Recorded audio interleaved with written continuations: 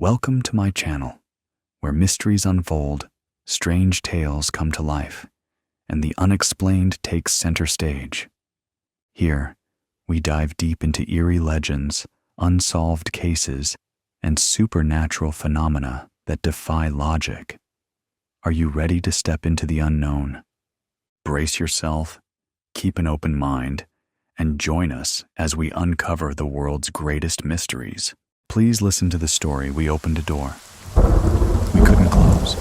We're about to hear a series of experiences from two of our community members.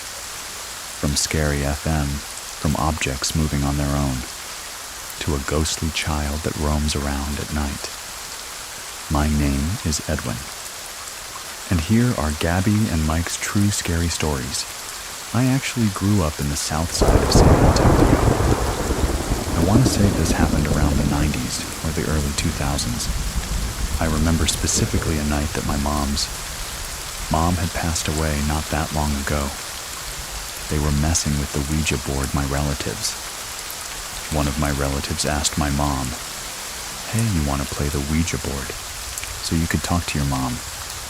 My mom's like, "That's not my mom. That's not my mom." She knew very well what that game represents. She knew it was nothing good. It's like opening up a portal. We were renting this house from mytia, which is my dad's oldest sister. Two of my uncles were drunk. Very drunk. They were sitting like towards the end of the yard. The dogs went barking like towards the driveway. And then like they came back with their tails, like in between their legs. And then like one of my deals was crashed out. And my other deal saw a lady coming through the driveway. The lady just kept walking. We had a large pecan tree for our house, and we had like a little cement sidewalk. And it was like a piece of slab of concrete, like behind our house, and she like disappeared there. And like he was asking her questions like, "Senora Al, you know, nothing, nada." My sister, she saw a white lady with a white dress. In the hallway of our house, they saw like a lady in the porch sweeping. My grandma, my mom's mom, she was a white lady with white hair, and she was wearing like a specific nightgown that she would wear. I remember they literally saw her on the porch, back porch sweeping. My grandma had passed away. In 2005, we moved out of there, the house that my parents are living at currently. One of my cousins had a Bobo home. She lit this mobile home on fire. I don't know why she did so. We got the house, we purchased it, and mind you, it was burnt. Like it was halfway burnt. My dad was working on this house while we were living there like halfway. I remember we would take the pictures. You can see faces on these pictures. I remember one time I was laying down in the living room of that house. I literally felt somebody ran their fingers through my hair. We would hear our names being called, because I call my mom Ma. She would hear my voice, and I would be at school when this happened. They still experience stuff till this day. A few years ago, my little brother, I don't know what got him into getting into the Tatic stuff, but he started doing upside down crosses, pentagrams, and they're like, I remember he had a devil head like a ball. I remember my baby brother and my dad were cleaning up the bedroom where my brother we used to sleep in. They specifically threw that ball in the trash, in the fire. For some reason, when they went back inside, that little devil ball was inside, the same spot where my brother had left it. One time, my mom was washing clothes. I want to say about like 11.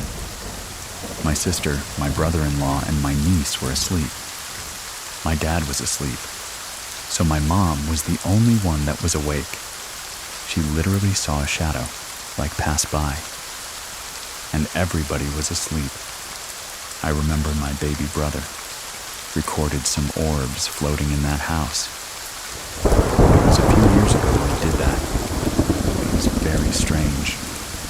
my mom, she said that she would make dinner quickly for my dad, because my dad used to get out, like at midnight or 1 o'clock in the morning, because he used to work late.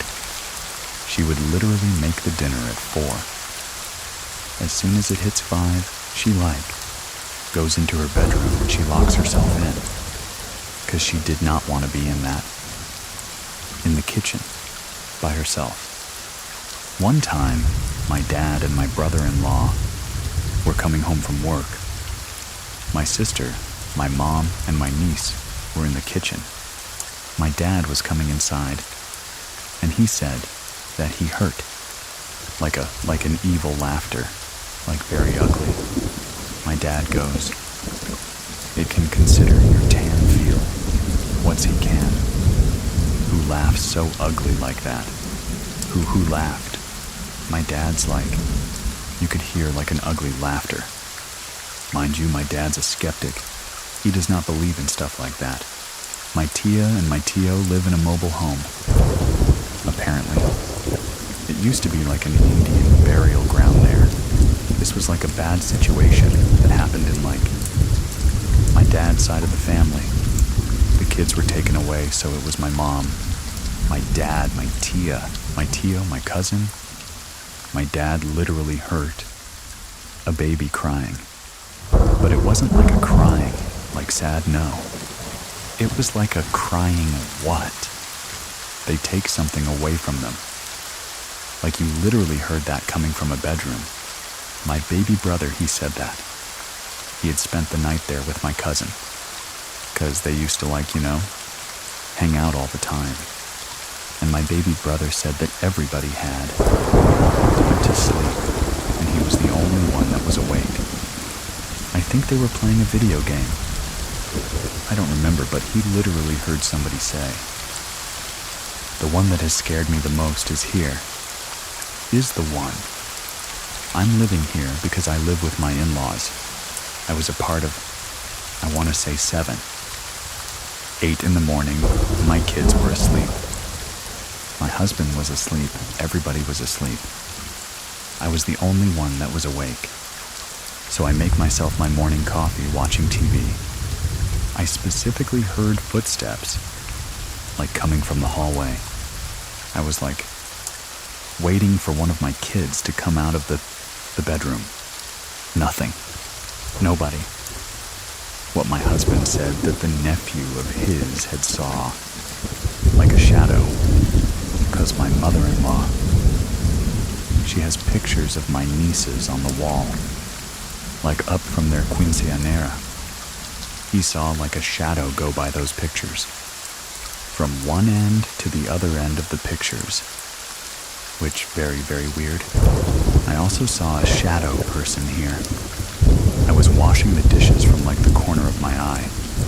I literally saw a shadow go to the hallway. I went to go peek, nothing. I asked my husband, I'm like, have y'all done the research of this house? I'm gonna try to get my husband just to tell his stories. Mike and Gabby were both present during the recording for this story, and up next, Mike is going to share some of his own experiences.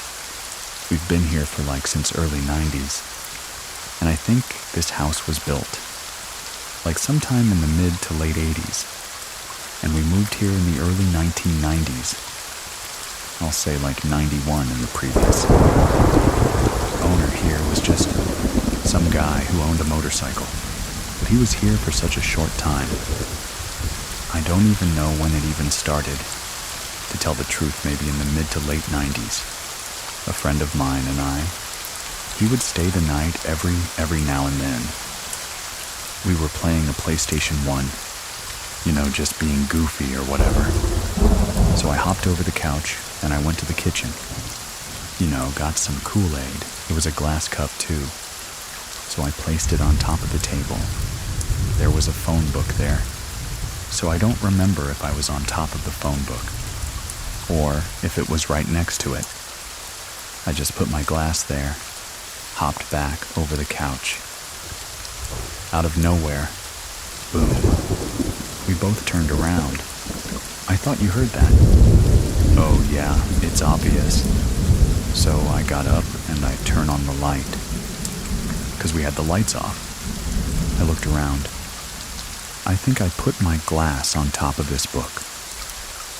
And the book was on the floor, like the big old phone book. I was like, oh, I guess it's time to go to sleep. Let's turn off the game and go. I was in my old room and, used the restroom. And the restroom is like right next to my old room. And I don't know what time. It was super early, maybe 3, 4, maybe 5. I don't know, it's still dark outside. So I'm still kind of groggy. So I'm going to the restroom. And this is when you had those lights that, you plug into the on the wall candlelight kind of effect. I reached for the door, and the door was creaked open already. So it opened up just a little bit more, and I was like, nope. I just turned around, went back to sleep, held it till sunlight showed up. I would say this was probably around high school times, and my brother was sleeping in the living room. I went to go restroom or whatever. My brother was hiding in the kitchen, crouched down. Goes, "Hey, Mike." I was like, "Oh, what are you doing there, man?" He's like, "Something is hitting the glass on the window." At that time, we had a past the backyard. There was a small, dense, foresty section of the field. I guess because there was the main road behind or in front of that.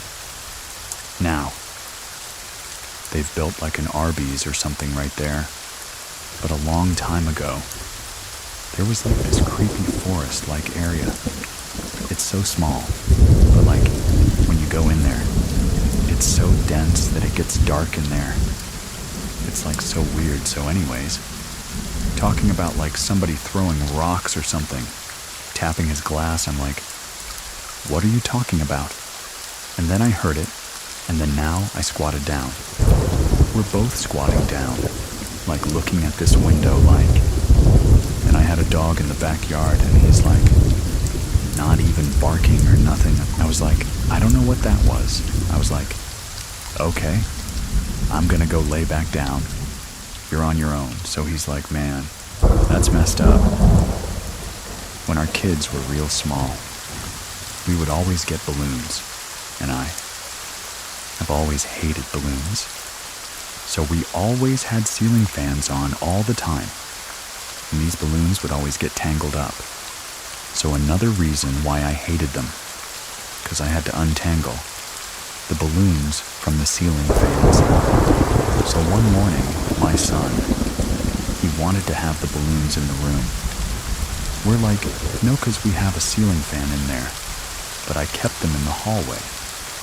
So the next morning, I was in the kitchen. How it looked out, the layout would be our rooms at the very end.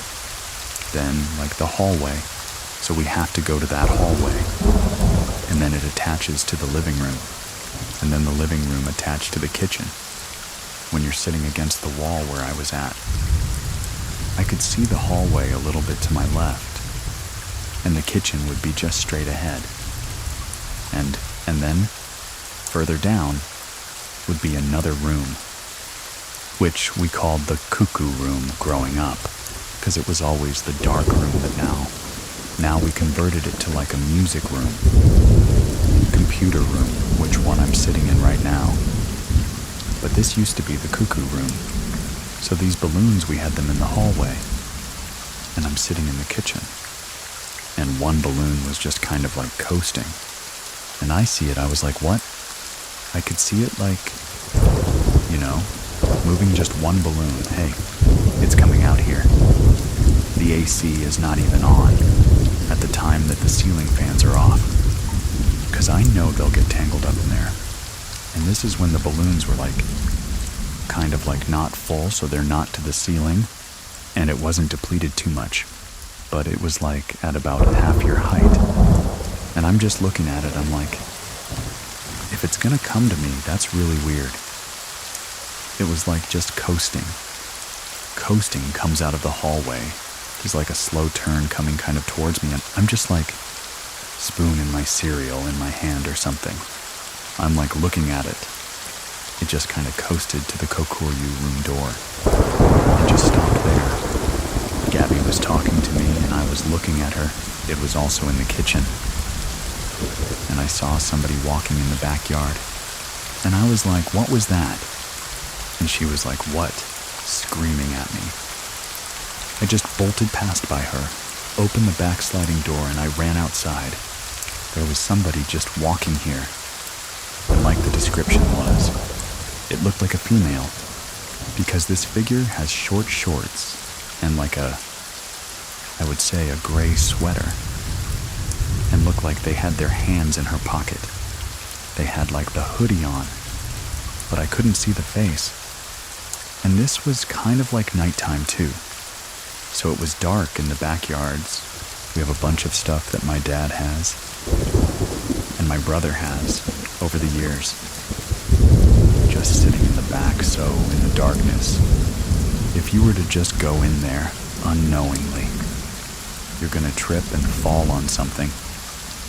So I ran out there like so fast, and I didn't see anything. And I was like, what was that? I saw somebody, and also when I went out there, I heard the neighbor's dog just started barking. When I was outside, I was like, okay, if somebody was out here, that dog would have barked. Why did it bark at me? There was these people across the street. They took a picture of their daughters. They were like, oh my gosh. They took a picture of a ghost. And I was like, what are you talking about? Let me see. They had a couple of pictures of our neighbor across the street's daughters. And one of the pictures had like this guy. He'd had like thick rim glasses, the white long sleeve shirt, and you could see it so clear, but he was transparent at the same time. And he was like walking up the street, looking towards not the girls, but like at the camera. It's so clear, but nobody knows who this guy was. Early too, when my space was kind of big, my sister would always add pictures to. And some of those pictures would be like viruses, so I had to do virus checks and stuff like that. So one night I was just sitting there for hours, and my sister and her kids were staying here at that time, so they're like sleeping in the futon. I'm just sitting there, you know, on this laptop, and in the corner of my eye. I saw something move, so when I took another look, I saw a shadow. I swear it looked like a little child. Like child's height, like my nephew's height at the time. Short, like a small child. It moved and then it ran into like a parent's room, or like that hallway where the washroom was at. Because during that time it was kind of a garage. But it was being built into those rooms. I got up and I was like, was that my nephew? I know he's asleep, and I was like, that's kind of weird. My boys were pretty small. Gabby and the boys were asleep. I, go to the hallway, go to the living room, go to the restroom, and I hear footsteps. It sounded like it came from maybe the hallway. Came to the door, and I'm like, oh, it's probably the boys. They probably have to use the restroom or something. So I have to quickly finish my thing. And I hear run stop and then run back. Like maybe they got scared and ran back into the room. I come out, open the door. Nobody's out there. I'm looking okay. That's weird. Go back into the room. And I go to my boys and see Gabby, and they're all asleep. I was like, what was that was so clear? Like somebody barefooted ran, feet running from far away to close and then back. Told Gabby about that. She heard something similar too. And when our firstborn was small, right? I think we had the baby monitor, and it was kind of, those things kind of sometimes work. Sometimes they don't, and I think we had it on. And we heard a baby cry from the hallway. And I was like, I think I heard him cry. so we ran over there to go check, and he was sound asleep. If he cried, he would have been awake. I don't think it came from the monitor at all. It's so strange. Everything that's happened with me. It's like I never really got scared. I guess I did. At first it was like kind of creepy. But now I'm like, I don't really care. But I always get real interested, like hyped up when something I see or hear. If there's something here, it's not harmful for sure. If you want to share your own true story, visit me over on True Scary Story. Links to. Everything will be in the description of this episode to get next week's story early and all of our catalog without ads. Try out Scary Plus over on Scary Plus. Thank you very much for listening. Keep it scary, everyone. See you soon. Please listen to the story.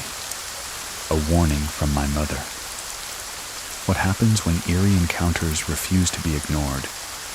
One man's life has been haunted by inexplicable events. But now, avoiding the supernatural may no longer be an option. My name is Evan, and here is Andrea's true scary story. My name is Andrea. I'm from South Africa. My mom is the very spiritual one. And because I'm Portuguese, we are part of the Christian Catholic religion. She would tell me a lot growing up about seeing things, or giving messages, or getting messages from somebody, saying something is about to happen in your life. She didn't really influence me as much.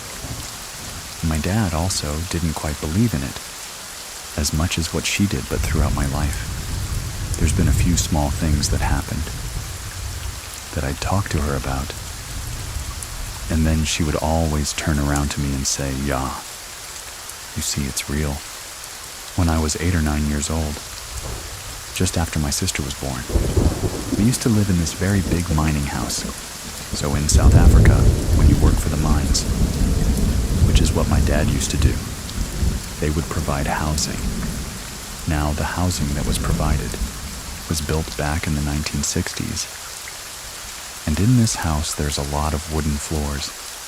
You could hear quite well when somebody was walking around through the hallways towards the bedrooms, towards the sitting room. It was quite difficult to sneak around the house. The first encounter occurred one night when I was taking a bath in my parents' bathroom. All of our rooms were on the same side of this house.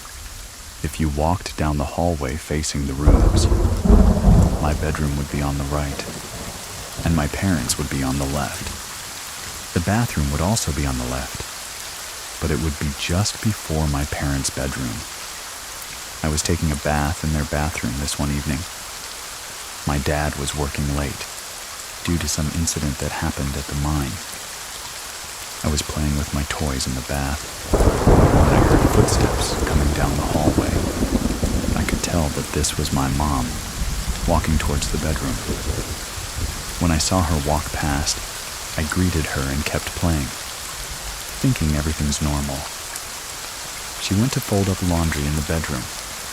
After a few minutes, I heard heavier footsteps coming down the hallway, so I shouted for my dad, thinking that he had arrived home safely.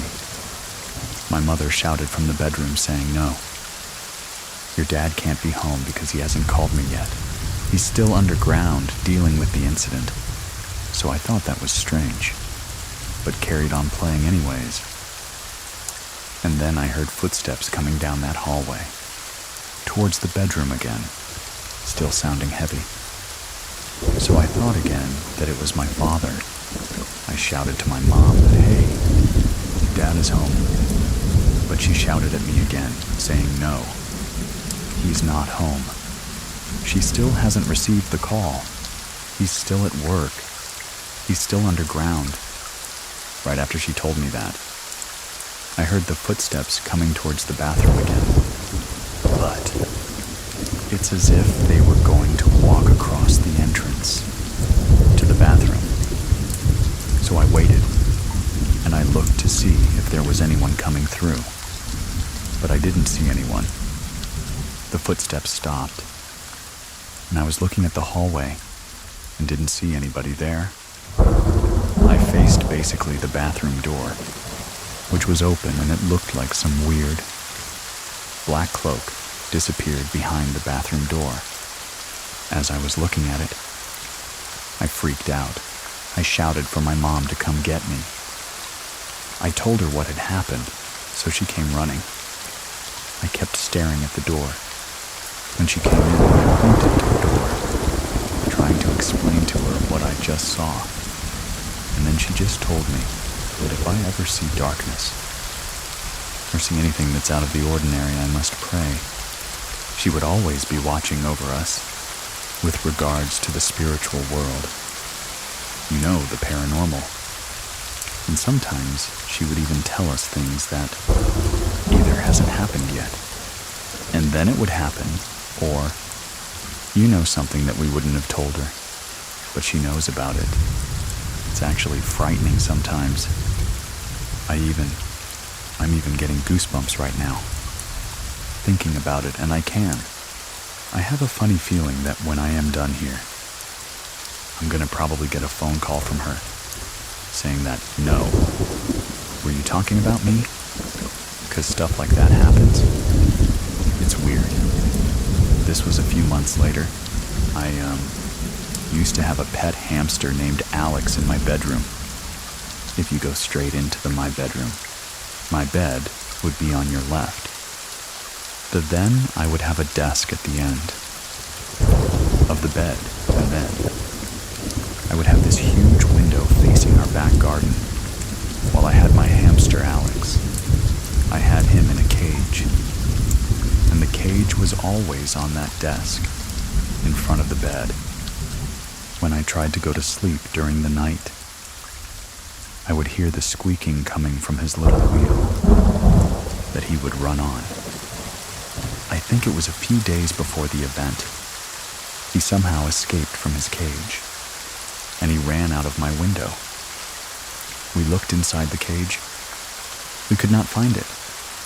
We searched quite thoroughly for it, and we just couldn't find Alex the hamster. Few days later, after he had disappeared, I went to bed quite early because it was a school night. I woke up during the night feeling uneasy, as if something is watching you, or someone's there in the corner, just staring down at you with this pressure on you. It's quite a strange feeling. I sat up, and I didn't hear my parents in the television room, so I assumed that it was late enough, that they were already sleeping. I tried to go back to sleep. I heard the footsteps coming down that hallway again. At first I thought maybe it's my mom, because my mom would stand up, take the dogs outside for them to go and do their business, and then she would come back inside. But it would have been a bit strange if it was just her on her own, because normally she would have the dog's footsteps following behind her. I just kept feeling like there was some sort of pressure surrounding the atmosphere in my room. But I heard the footsteps, and they started getting closer to my bedroom door. My bedroom door would normally be closed enough that I could still have a bit of light coming from the hallway if somebody turned on the light. But there was no light at all. So I know for a fact that it wasn't my mother. Then the feeling of a supposed anxiety got worse. The footsteps kept coming, stopped right outside my door. Something pushed my door lightly so that it could open a bit. And I saw it opening, and I thought, okay, you know what? My mom is just checking up on me. She's making sure I'm sleeping. Because it is a school night, but nobody poked.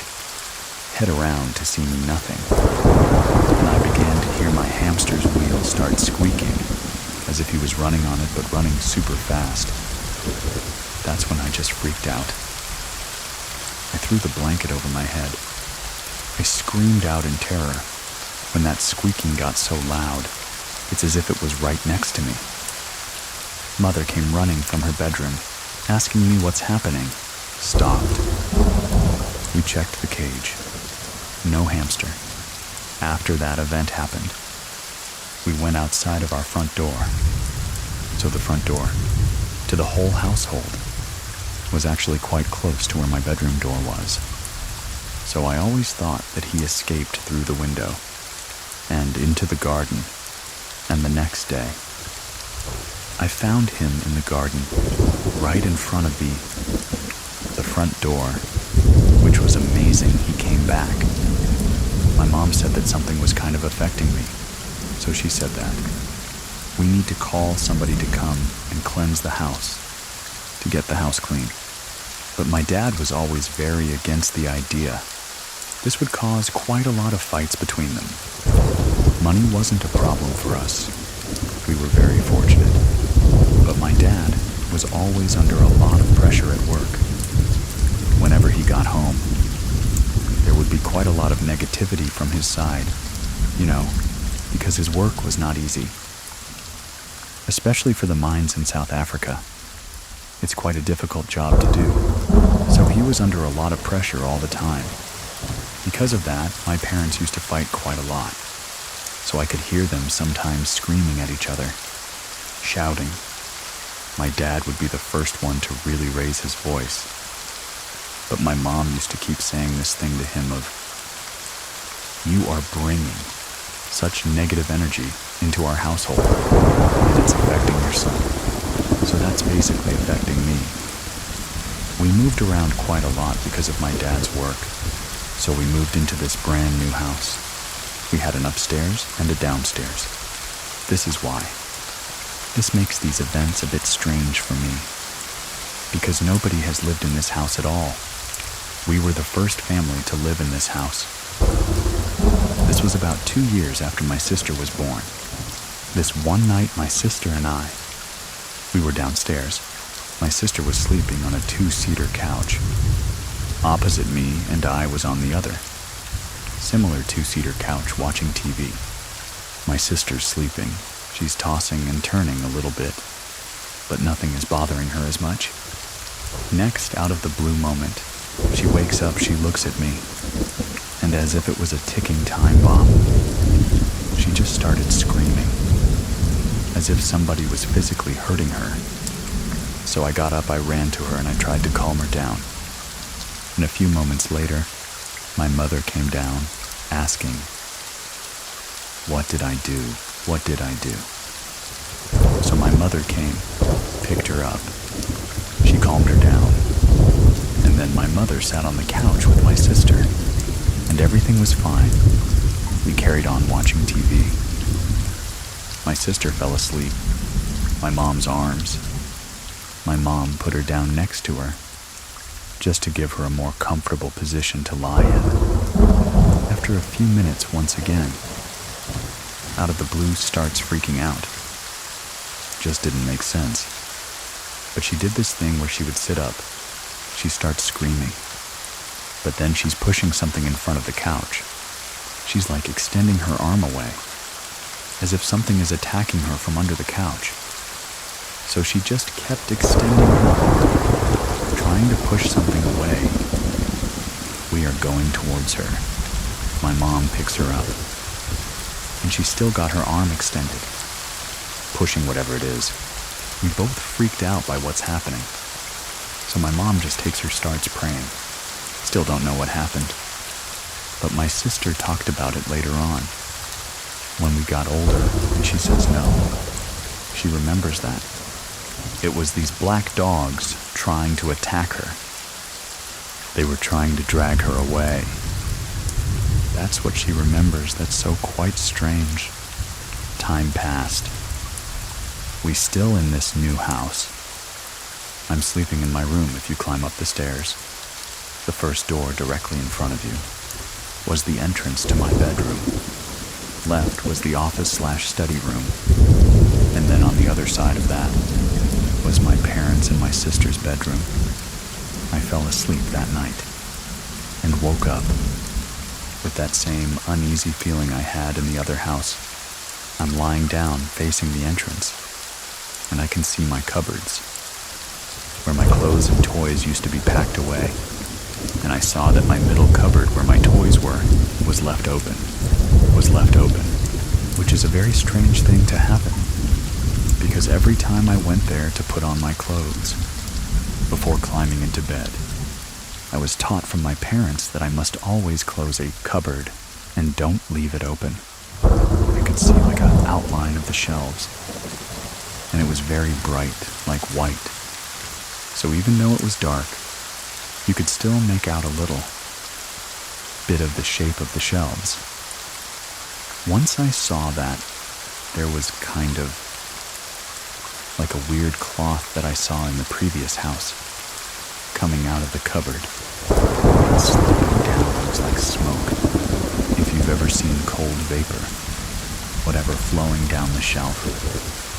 If you open the freezer during a really hot day and you see that vapor just crawl underneath and fall straight down because it's cold.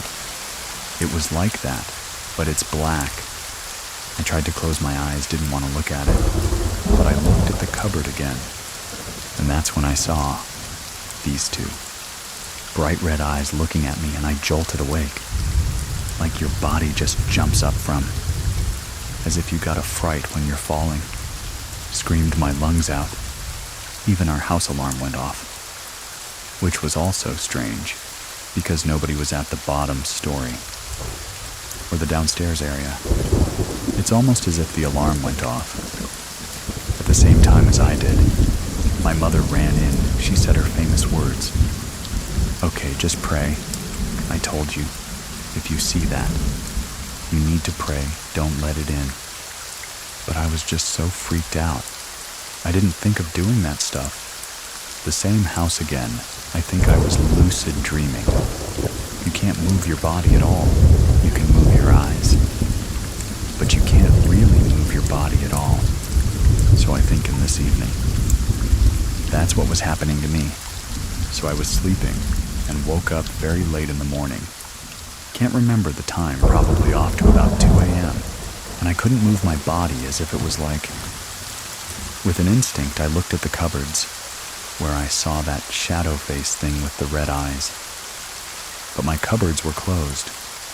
Didn't see anything. So I thought, okay, I'm safe. I felt comfortable. Then I decided to look at my bed, my headrest. That was a big mistake. So I saw this face, like a face that had a mask above my head. It started forming, but it did it in such a way that it's like it just starts appearing out of thin air, solidifying this very vivid, detailed image of a face in front of you. I don't know whose face it was, because it looked like it was wearing a mask. I freaked out. I felt this heavy pressure. I didn't know what to do. I couldn't move, but I tried to see if I could wake my body up. I kept trying to move. It still kept coming towards me after it had formed. Eventually, I got feeling in my body and I punched at the face, kind of like a fight or flight response.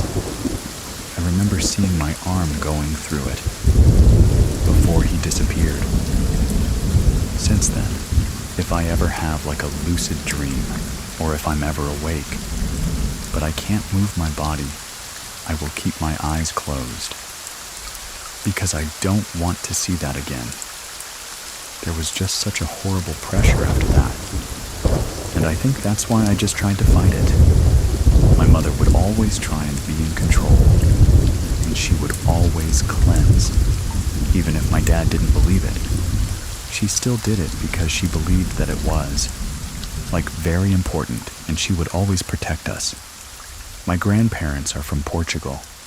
My uncle, my mom's brother, he passed away when he was 24, and my uncle was buried there. So when we went to visit, we stood on top of his grave. And since that first time, I always have like a comfortable feeling that he's around me. You know that I know everything is fine. And my mother says that he is always around the kids, always around my sister and I. He is our guardian angel. He is protecting us. And I think that's sometimes why I see things, even if I don't believe them. I will people still experience small things. My mother is quite a big role in all of this stuff because of her being more religious. So everything, ironically enough, kind of ties around her. I used to have an ex-girlfriend in high school. Her mother passed away when she was about 3 years old.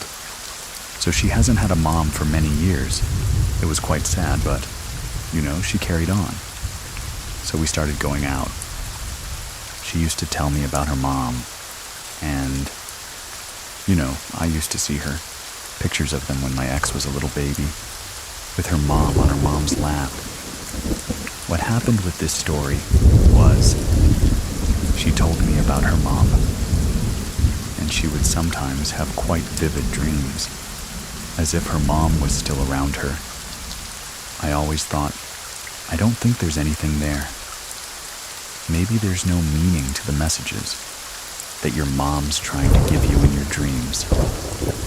So she would say that her mom in her dreams would say, no, that she's found someone that she can talk to. And I thought, okay, that's very weird.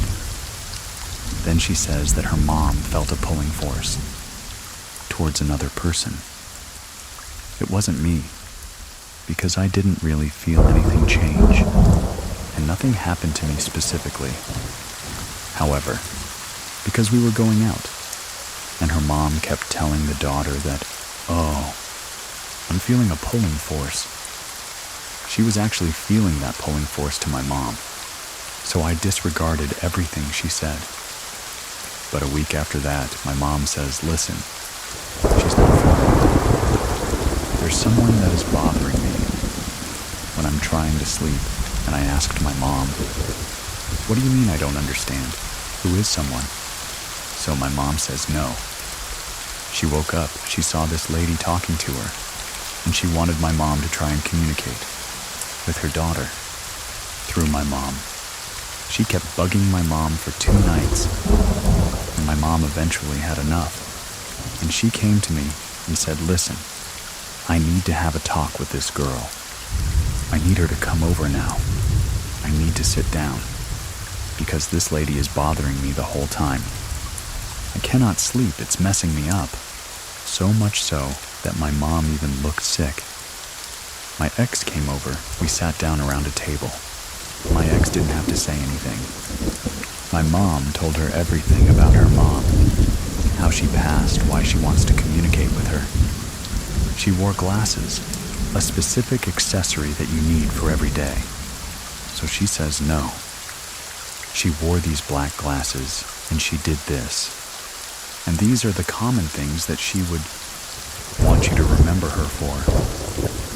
And my ex broke down in tears, saying she can't even explain, because she never told me all of those details to me, so that I would tell my mom no. My mom knew all of this stuff all by herself. That was very scary. Still, these things happen. And my mom still says you are sensitive to it. Even if you deny it, you still gonna see it because you're sensitive to it. But I don't know, I'm 27 years old now. It's freaky that it still happens. They say that dogs can see this sort of thing. We have a little pickiness. Sometimes during the night, he stares at the door and he barks and he doesn't stop. This one last event happened about 2 weeks ago. I normally set my alarm for 5 a.m. or 5 a.m. so that I can drive to work, because it's about an hour's drive. But what happened this morning? I forgot that I actually switched it off. So my first alarm went off. I would normally snooze it. Then my second alarm would go off 30 minutes after the first one. But this morning I switched both of them off. Don't know how, but that happened. Now it's 6 in the morning when I always leave for work. I was in dreamland. I heard this scream, like this loud shout as if it was right in my ear. That woke me up, and you wake up. You get a fright, you trying to catch your breath. That's how I was. I thought, what's happening? Is it my girlfriend? Is she okay? Because we live together. So she's next to me. So I thought, oh, maybe she's screamed no.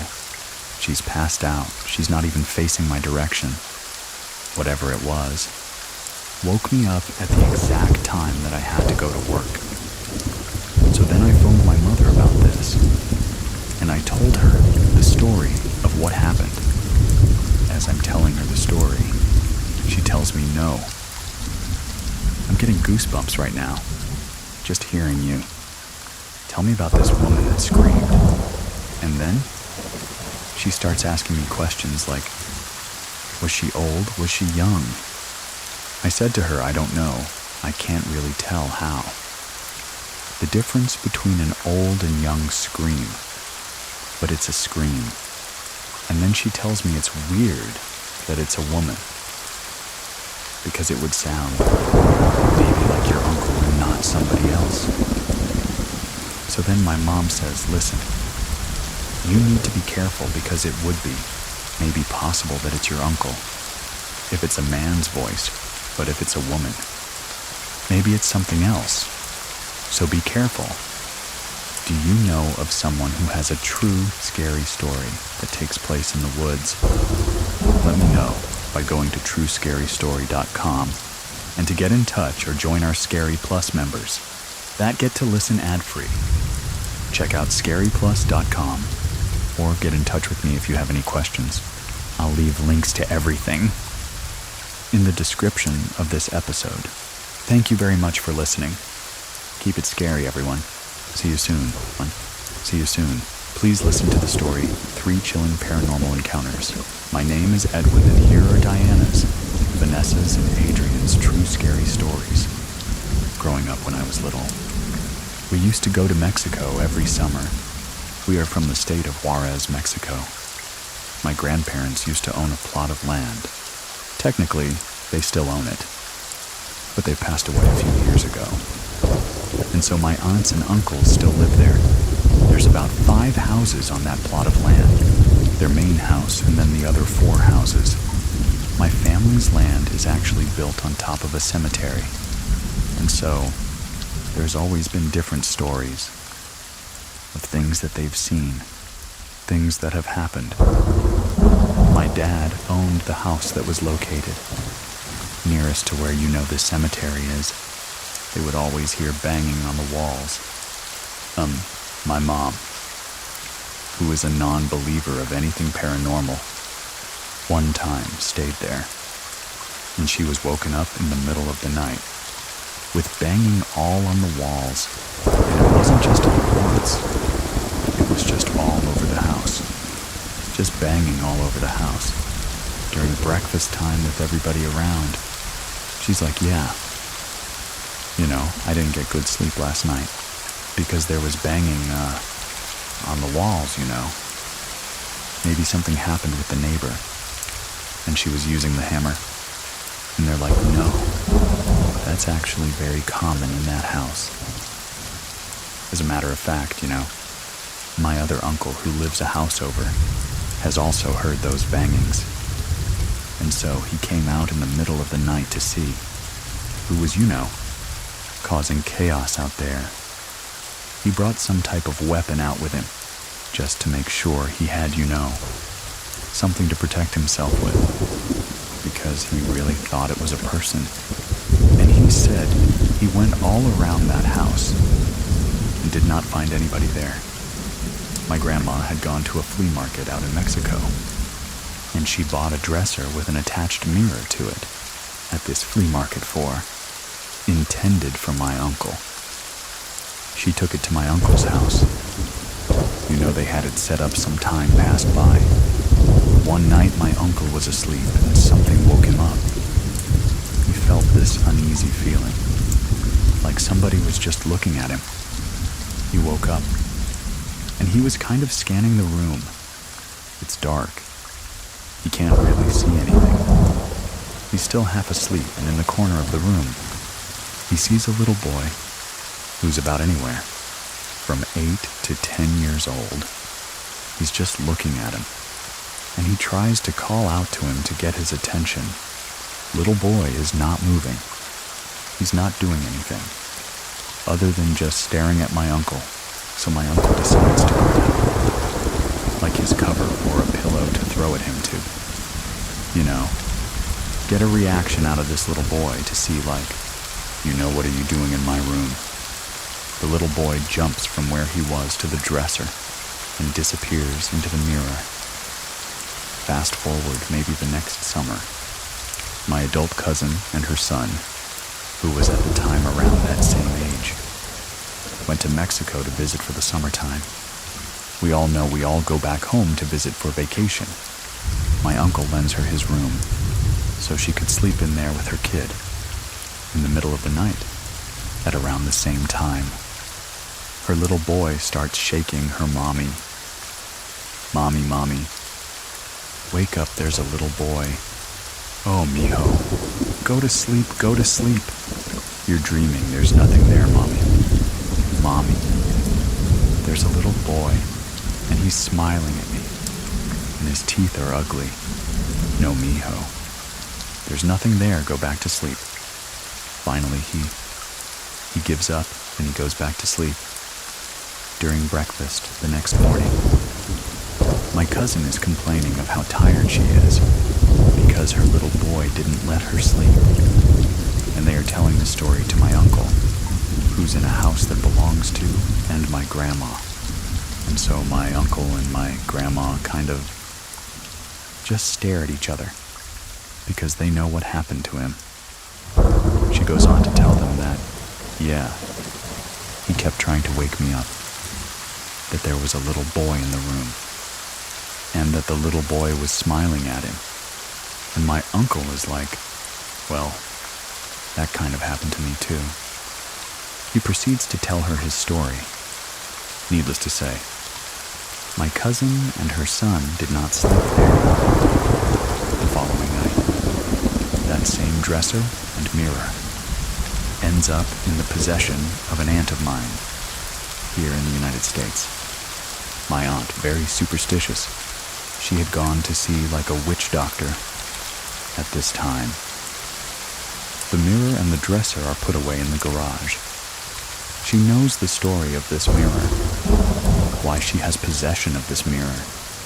I don't know, even though she knows the story. Anyway, she goes and sees a witch doctor for unrelated reasons. And this witch doctor gives her this little blanket, which is like a little pillow. A green one and a red one. One was intended for like luck, and the other one was intended for money. And she always carried these little pillows with her, in her purse. One day she was rummaging through her purse, and she notices that those pillows are gone. At the time, my aunt had, teenage sons. And so she kind of confronted them about it, and was like, hey, you guys were going through my purse. My little pillows are gone. Why were you guys going through my purse? They all deny. They're like, no, Mom. It wasn't us. We didn't do anything like that. They end up finding those pillows by the mirror in the garage, and no idea how they got there. Once that happened to her specifically, that's when they're like, okay, no, we need to get rid of this mirror. Something is wrong with this mirror. We got it at a flea market. It's in Mexico, so something or somebody must have done something to this mirror that, would have caused like this little boy to get stuck in there. And so ultimately that's what led to their decision to get rid of that mirror. Everything stopped, like there was no other occurrences with the little boy or anything going missing after they broke it.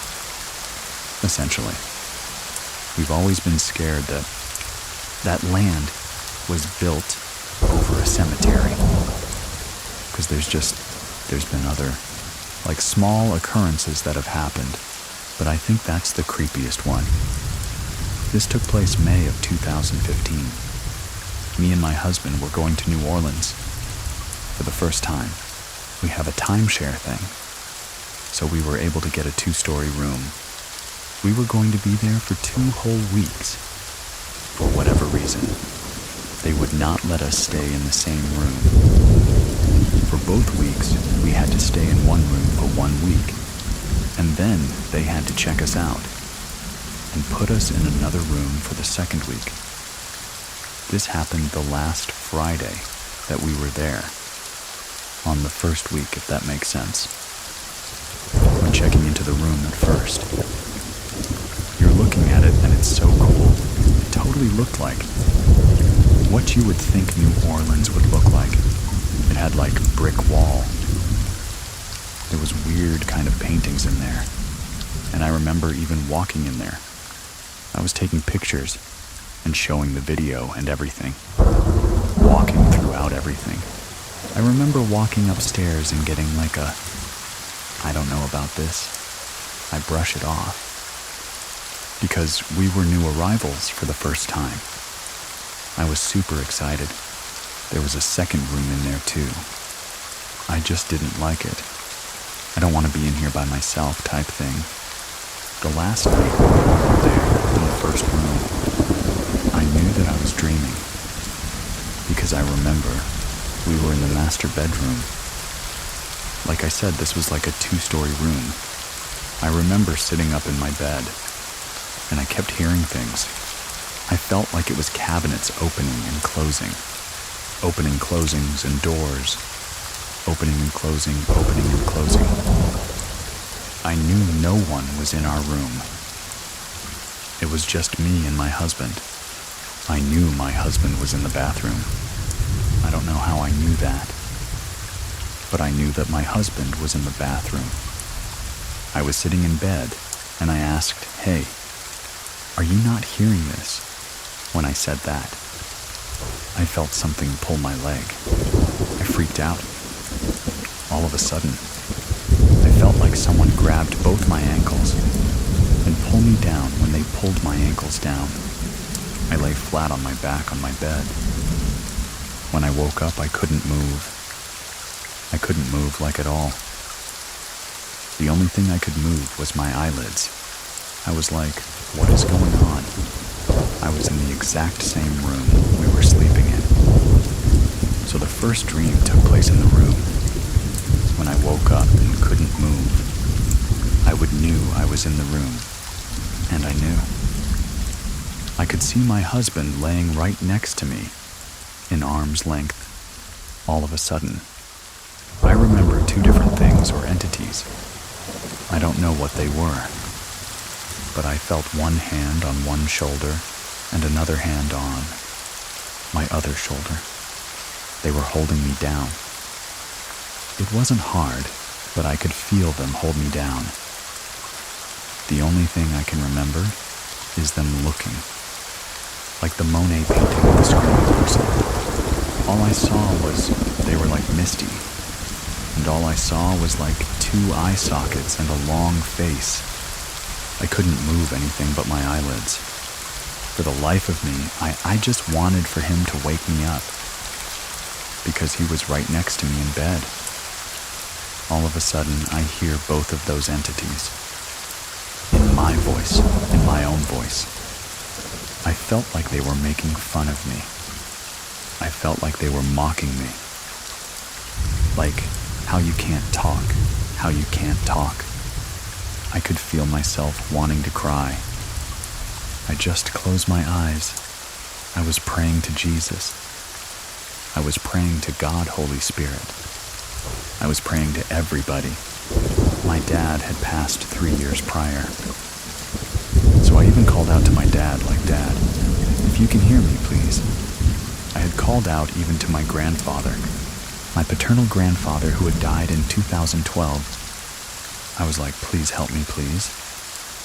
As soon as I called out to my grandfather, within maybe 10 seconds, I woke up. I was able to wake up. I immediately woke up my husband, and I was like, I just had a bad dream. I didn't want to tell him everything, because I knew he was dead asleep. So he just comforted me. But I ended up praying for the next 20 minutes, and just thanking God that I was able to wake up from that dream. that was the scariest thing that I ever experienced. I ended up telling my mom at least a year later. She freaked that she was like, "What? Oh my God, I can't believe that happened to you." She totally believed me though. She's like, "I'm sorry that happened to you." I remember the resort that we were staying at. It was called the Quarter House. It was built in 1830. I know it was really old, and I thought that was really cool because I was like, oh my God, we're staying in a fairly old building. I love history of stuff, but I did not think that that was going to happen. I just thought it was cool because it was really old. If I would have known it was haunted, I would not stay because I'm like such a scaredy cat. Even to this day, I have dreams within dreams, but they're not like that, but they're not like that, but where I wake up like sleep paralysis. But I've had dreams within dreams. This happened to me 19 or 20 years ago. I'm 38 years old. I come from a Hispanic family, and we tend to be friends with our cousins because we have so many of them. I would hang out with a girl cousin of mine very often. One day, she invited me over. Her mom had got a new place. I hadn't been there. I took a bus across town to get to this address. When I got there, my cousin was there with her older sister. Right away, they're like, "Hey, glad you're here. We were just about to go to the store. Do you want to go with us?" I was done with the California heat. And I was like, "No, I'll stay here." And she says, "Great. My daughter, she's asleep. Keep an eye on her. We're just going to go to the corner convenience store. When we get back." They leave, and I stay there watching TV. As soon as they leave, the door closed. The little girl sits up and starts asking me over and over again, "Where's my mommy at? Where's my mommy at?" I would answer her every time. It's almost as if she just didn't hear me. Speaking to her, and would continue to ask. After a while, I just figured, I'm just gonna watch TV. Sit here, little girl, still asking me the same questions. But it could have been 15 or 20 minutes. I hear the metal door, it swings open. Makes that sound that you hear on these doors. Then I can hear the wooden door swing open. Then I hear my cousin. She's laughing, as if they're joking. She says, "Ha, Joanna." I hear what sounds like a plastic bag landing on a wooden table. The exact sound you hear of a cheap corner store bag. I look at the little girl, and I respond to her. "Your mom's home." I walk into the kitchen. There's absolutely nobody there. The doors are closed. Everything's closed. There's nothing there. I walk right back to the room thinking, what did I hear? What's going on? The little girl's still sitting there, but now she's staring at me. She starts asking me all over again. Where her mommy's at, she's probably asked me 15, 20 times where her mom's at.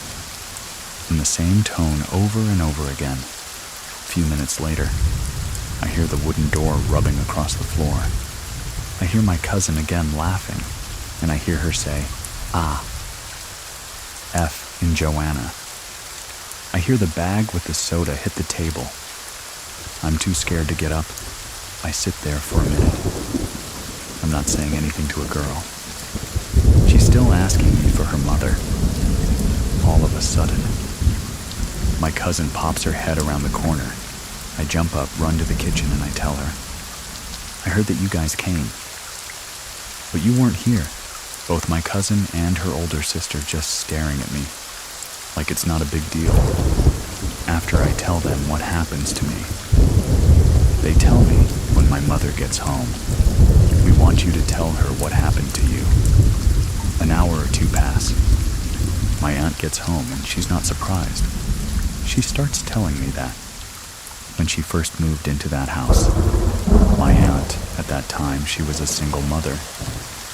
When they first moved into that house, she would constantly catch her daughter in her closet, going through the boxes making a mess. My aunt. getting tired of telling her to get out of the closet. She tells her, "What are you doing in there? Why do you keep going in my closet? And what are you searching for?" Her daughter looked at her and told her, "The little girl is telling me that there's toys in here. That's why I'm in here." She tells me she spoke to the owner as she asked him, "There's been weird things happening in this house. Has anybody ever said anything? Or told you anything the owner himself was like? I've had a hard time keeping this place rented. I have heard some things I don't believe too much. I haven't experienced anything myself." He never stayed there. He said that. There was a family that had passed away in that home. A mother and a father, and they had a daughter. They had passed away in that house. My aunt lived there for a number of years. But one thing that had happened to my aunt there, she was dating a man for a while, and they would go out. Sometimes he'd go out on his own. She'd stay home. One night, he had gone out with his friends. She stayed home. She had work. She was tired. She fell asleep in the living room on the couch. Late at night, she woke up to the sounds of somebody getting there. She saw the figure of who she thought was her boyfriend, coming home from a night out with his friends. She said, "I just glanced and told them, 'You're going to sit with me.' And she gave him space at the end of the couch. She saw this figure sit down. Later on, at 3 in the morning, there was knocking at the door. She gets up, opens the door. It's her boyfriend, just getting home and being dropped off by his friends. I know other people that things happen to in that house. My sister has a story when she graduated high school. She took one of her high school friends to that house. My mother had gone to the casino with that aunt. This girl, she felt strange sitting in the living room. She kept glancing to her left, where there was a small bathroom. The door looked like it was trying to open. She couldn't hear anything, but the light was on, and then it was open. When she glanced back, the door was still open, but now there was a doll sitting on the sink, and face out of the bathroom. A lot of our family have known that things were happening at that house. I talked to one of my other cousins before I did this interview, and he was even like, "Yeah, everybody that's been there knows that. There's something weird going on at this house. Everybody doesn't experience the same thing there, but everybody there says that they can feel something there, watching you. You get this feeling as if something's waiting. It's waiting to do something to you." After that happened to me, I would feel uneasy in there. Years ago, I remember trying to look it up about the internet, probably 20 years ago when I was 19. I never really found anything. I know when I looked up the house, I know this house gets rented quite often because it's not a very nice house. Super tiny. It almost looks like a studio with an extra room. I don't think people stay that long. My aunt was one of those people. She was older. She believes in God and everything. It's where she's like, "Watch. Just pray. Things will leave me alone." But she didn't want to stay there. After a while, she felt like something was trying to be on top of her, hold her down. She needed a struggle when she got up, caught her breath and stuff. Like that. I had heard stuff like that from that house. I remember seeing an old house being remodeled, our neighbor's house. There would always be stories about this house being haunted. They would rent it. I never saw anything myself. What made me believe, I think, if at all maybe people do sense things, is the neighbors would always say, "This little house was haunted. It shared the property light with our house the day that we were remodeling it. I'm probably like in the 6th grade and I'm being nosy. I'm out there. All of a sudden I see that one of the contractor guys. He's like, "Hey, everybody stop. Go call the owner, because we need to figure something out. They're telling me to go away." I'm like, "Number. I'm on my property, you can tell me. Go away." Under the house that'd been in that house. They had a cement floor. They had to redo it, because they had cracked. When they lifted up the cement, I'm standing there when they lifted up the cement. There was a human skeleton. It still had clothes on, a flannel shirt and jeans. I remember clearly. I saw construction workers pick up the bones, throw it in the garbage, and continue working. The girls that lived in there, they would see things upstairs and hear sound. I don't know if maybe that has something to do with that, but that's what I saw at that home. When you're a kid, you don't think about these things. But as an adult, I can remember, because it was such a big deal. Like I was like, "Oh my God, they found a dead person." But when I think back on what they were doing at that house, when I tell you they found him under the cement, the foundation, they didn't dig. He was in between the poured cement and the dirt. It wasn't like an old burial site or anything. If you picked up a broken piece of cement on the street, it was like right there.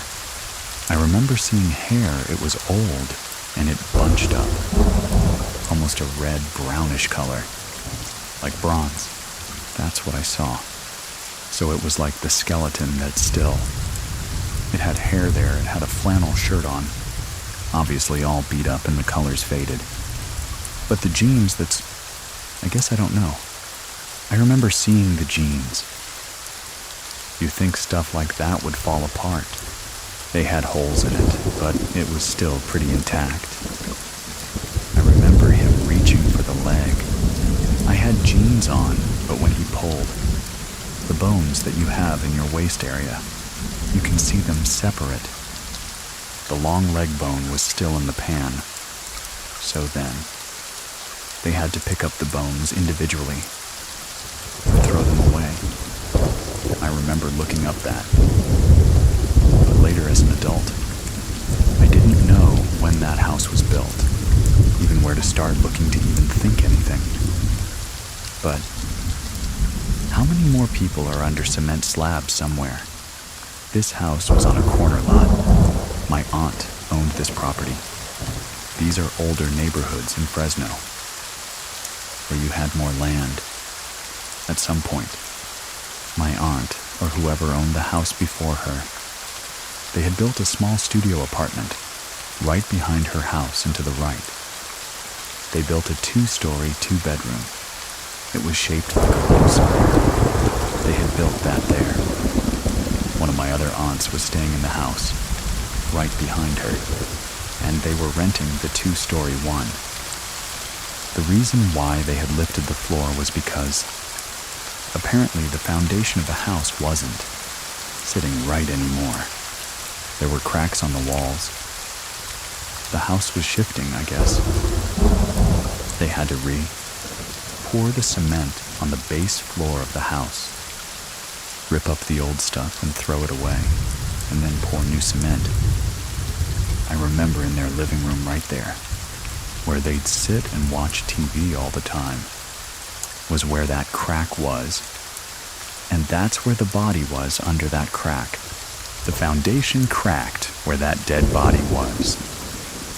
Up next, be sure to check out my other podcast called Scary Story Podcast. And if you're into more historical and mysteries, stuff like that, be sure to check out Horror Story. I'll see you over there if you want to support the show. Head on over to Scary Plus. Calm as always. Thank you very much for listening. Keep it scary, everyone. See you soon, everyone. See you soon, everyone. Please listen to the story If I Die Before I Wake.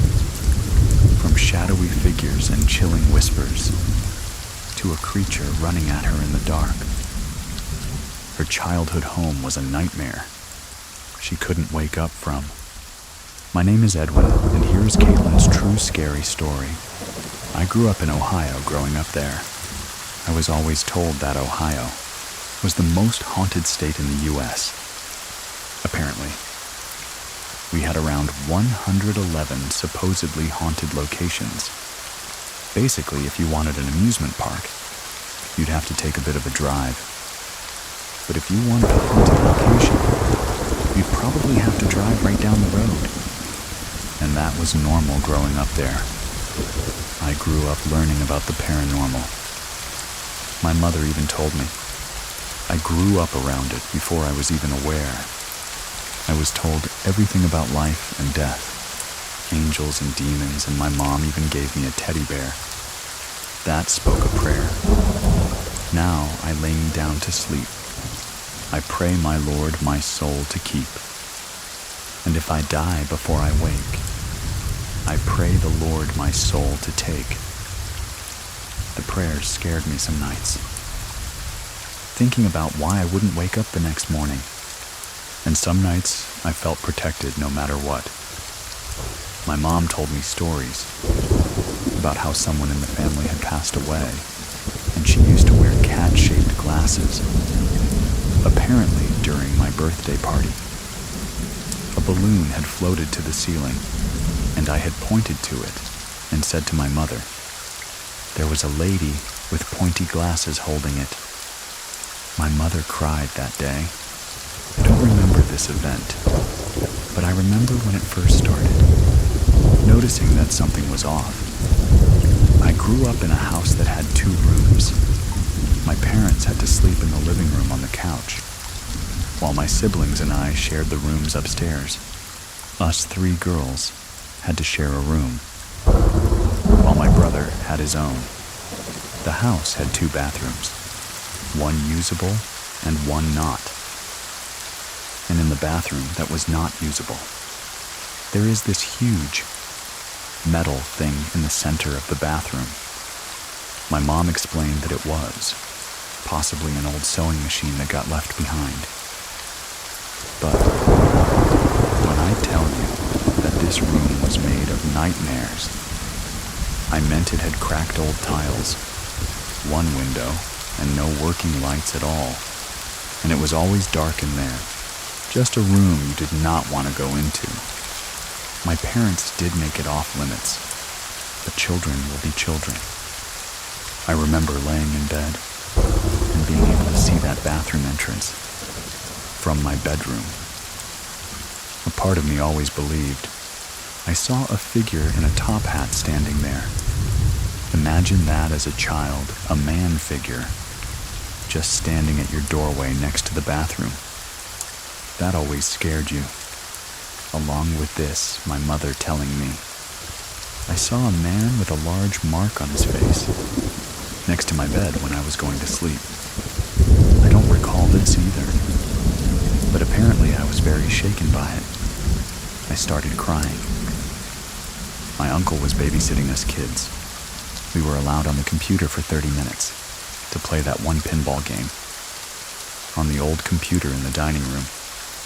I was a kid, so I was always losing the game, but having fun while doing it. But this night was different. I lost like any normal night, but a pop-up window had appeared, and I thought my game had crashed, but I don't remember what the message had said to me. I remember though seeing a pixelated demon head opening, closing its mouth while an awful noise played. It was dark and deep laughter that became so immensely and loudly distorted that you could barely tell was laughing. I screamed and ran for my uncle, who was already on his way. I was so shaken by this as well. I slept against him on the couch, to my favorite TV show at the time. I chalked this up to be possibly a computer virus. It was the early 2000s. Viruses were going crazy at that time. You see, I like to try to debunk it. I want to be a rational person. But sometimes, there are things that we can't rationalize. There's another time where I was walking down the stairs at night, and I saw a shadow of a man getting closer to me. But when I expect to see the man, as the shadow approaches, only my cat walks by instead with no man in sight. Another time, my dad invited his brother over, and as the adults played cards and board games, my sister and I were upstairs, singing to our Disney Princess radio. Out of nowhere, we heard a bang. Upon looking at the window, we saw a hand. The fingers and palms were all different colors. We could hear all the adults downstairs. My uncle, my dad, and my mother. We didn't own a ladder. And my dad and uncle walked around the house multiple times while my mother consoled us. That's when I realized I wasn't imagining things, because my sister saw it too. And from that point on, things got more aggressive and more terrifying, more physical. We had a small hole in the wall against the stairs, and for some reason, being a kid, I stuck a pencil into it. I did have an eerie feeling about it at the time, but blew it off, and then something grappled. I remember the pencil being yanked so hard. My body hit the wall, and as I yanked it back, whatever it was, yanked harder, until I eventually let go, because I was scared. I debated looking in the hole, but decided against it. Rats or mice can't tug on stuff that hard, and I can't rationalize it. Maybe my father was on the other side, working on the wall, but no. This hole was pitch black. I would have seen the exit hole had there been one. I remember playing patty cake on those very same stairs with my older sister. Suddenly, she did not fall. She did not slip. She got pushed and tumbled down 3 stairs. Her nose was bleeding, and my father immediately yelled at me, thinking I had pushed her. My big sister had defended me. She looked shocked and pale, but she never spoke about it after that. I thought that would be the climax of it all. But I was wrong, because this memory here will always make me believe in the paranormal, no matter who tells me. It was just an over-imagination incident. I know and remember fully what happened that night. When I was little, I loved snuggling to my mother. So, I would go downstairs and sleep with her on the couch. I remember being so happy and excited, like I always was when I got to sleep with my mom, after waking up halfway through the night. But going down the stairs, I stopped near the bottom. I thought maybe the dogs my parents had to keep from my dad's cousin was eating, but he was outside in the shed, where he could go outside and take care of his business, or go inside and sleep against this big Care Bear stuffed animal I'd given him that night. Cats could not make this noise. Imagine hearing someone eat sloppy. Messy, like whatever they were eating was something wet. Imagine foods like spaghetti enchiladas. Things like that, and someone wolfing it down, as if they were on a time limit, smacking lips, slurping, chewing with mouth-open, mouth-full type noises. But I knew this wasn't human immediately. I knew why. Because imagine the sounds with aggressive noises too. Grunts, growls, heavy breathing, and then, to top it off, I heard cracking, like whatever it was eating had bones. It was snapping, crunching, and eating it. I thought my parents had died. I had to do something. And in my brain, I had to see what was happening. What if my parents needed help? Looking back, I don't know if I was curious or just brave. I felt electricity shoot through my nerves, by the sound alone. I don't know what made me investigate further. Other than my parents possibly being in danger, I needed to have answers. I stood in front of the living room doorway, trying to strain my eyes to see anything in the pitch-black room. And I stood there without minutes, and then I heard it. A grunt, an abrupt, confused short grunt, as if it acknowledged me, as if it didn't know I was standing there. And I was caught at the wrong place, wrong time. There was this deafening pause. I couldn't even hear my heart pounding, but I felt it. My breath pitched. If I stayed perfectly still, I would be okay. That maybe if I didn't move a muscle, whatever this thing was couldn't see me or hear me. Maybe it would leave me alone. Maybe I could leave and get help or call someone. I don't know. All I knew at the time was not to move, and to not make a peep. My heart, I'm sure, was pounding so hard someone could easily feel it. I truly thought this was how I was going to die. And then running. It was running. I could hear it rapidly coming at me in the darkness. I knew it was dangerous. I knew it could outrun me. I stayed perfectly still. My eyes kept flicking to the light switch in front of me. The noise was hypnotizing. Alone, it's all I could focus on. And then deafening as it got closer and closer. It was running on 4 legs. I could hear that much snarling and growling loudly. Again, I have no clue what came over me to actually move, but I remember why I did it. I can only describe it as a mother's love and a trust with her child. My mom told me multiple times Paranormal hates lights. She even gave me a nightlight in my room after finding out about all the stories. I told her I trusted my mother and I didn't know what else to do.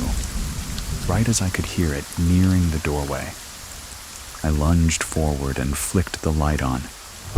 Nothing. All the noises stopped. It was silent. My eyes adjusted to the light as I stared in every nook, trying to find anything that would scream danger to me, but nothing. Even as a little girl, I wanted to rationalize this. My father was sleeping on the floor. My mother sleeping on the couch, undisturbed. Both sleeping peacefully. No scratch marks in the carpet. An empty pizza box door locked. No animal's TV off. Remote on the side table, absolutely nothing. I turned off the light. I didn't want to wake my parents, but I stood there in case I heard it again. But silence. I ran over to my mother and climbed on top of her as fast as I could, burying myself against her body as I tried to sleep. And eventually, somehow I did. After that incident, all those things stopped. I grew up and never really spoke about it. Unless talking about paranormal stuff, I will always hold these memories fond in my heart. And despite growing out of these beliefs, I saw into adulthood, I will also always be fond of my mom's loyalty to her faith and teaching me it as a young girl to this day. She's still religious and speaks to me about that faith. I spoke to her about growing up in that house, where it all started for me. I wanted to hear her point of view, now that I was adult and I could understand better. I started off by telling her that my earliest memory I could recall was seemingly crawling on the floor, and everything had a yellow tint to it, and I was heading to a bowl on the ground, and I heard a high-pitched dog bark. She was shocked and confirmed that she remembered that day too. Apparently, I had a habit of trying to eat out of the dog's bowl, and the small dog we had named Sassy chased after me and actually tried to attack me over it. She was shocked I remembered that. It's what I believe my first conscious memory. I told her I remember other stuff and went on about the paranormal things. She 100% agrees with me. Her and my father, actually. My father, I don't believe, was a believer of the paranormal until we lived in that house. And she confirmed and stated, we lived in a haunted house, and that paranormal things happened to them as well. Remember, the man by my bed with the mark on his face and neck, earlier in the story. My parents believe that was my grandfather that night. My grandfather had a birthmark on his cheek, down to his neck. I saw the photos. My grandfather died before I was born. My father was only 17 when he lost him. That was really rough for my father. He was a hard-working man. He had 5 children. He was very work-motivated. He was a family guy, and I wish I would have gotten to meet him. I really do. My dad always says he was like the father that you count on. You know, and my mother said there was a breaking point, and she was freaked out. She came home and she was yelling at the house. Like just yelling like, we get it. If you're worried about your grandbabies, they're okay. Stop worrying about them. They're protected. They're safe. They're this. And just yelling out to any spirit that's listening. Hoping it's my grandfather. And if she was able to tell him, hey, they're okay. Stop all this. He'd be able to rest easy. I remember my mom explained to me that she went to a pastor to seek advice. I know. She told me that the advice she did receive did help. But upon hearing this, I wondered if my grandpa was checking on us. In the shadow of the man. What if that was him without me noticing? I wonder what he would have thought of me. And how did he truly come to visit us? If he were hurting about having to see us in a spiritual way rather than physical. I wonder if he still checks on us every now and then. I wonder if any of our loved ones I lost check on us, if they're able to, and where they are now. But one thing I cannot shake is that night. I can find comfort in my mother's explanation, but pushing my sister along with the memory, I can't forget that couldn't be my grandpa. And to this day, I don't know what it could have been. Whatever's on the other side, I don't think I want to know what it was. Now I'm all grown up, moved out of state, and I'm in a relationship. And despite these events not happening since then, in the back of my head, I always remind myself that when I walk to the bathroom at night, when I'm home alone while my girlfriend's at work, when I least expect it as I enter a room, what if it comes back? To share your true story with our community, head on over to truescarystory.com and fill out the form. Everybody gets a response to get in touch with me. You can find links to everything in the description of this episode. Thank you very much for listening. Keep it scary, everyone. See you soon.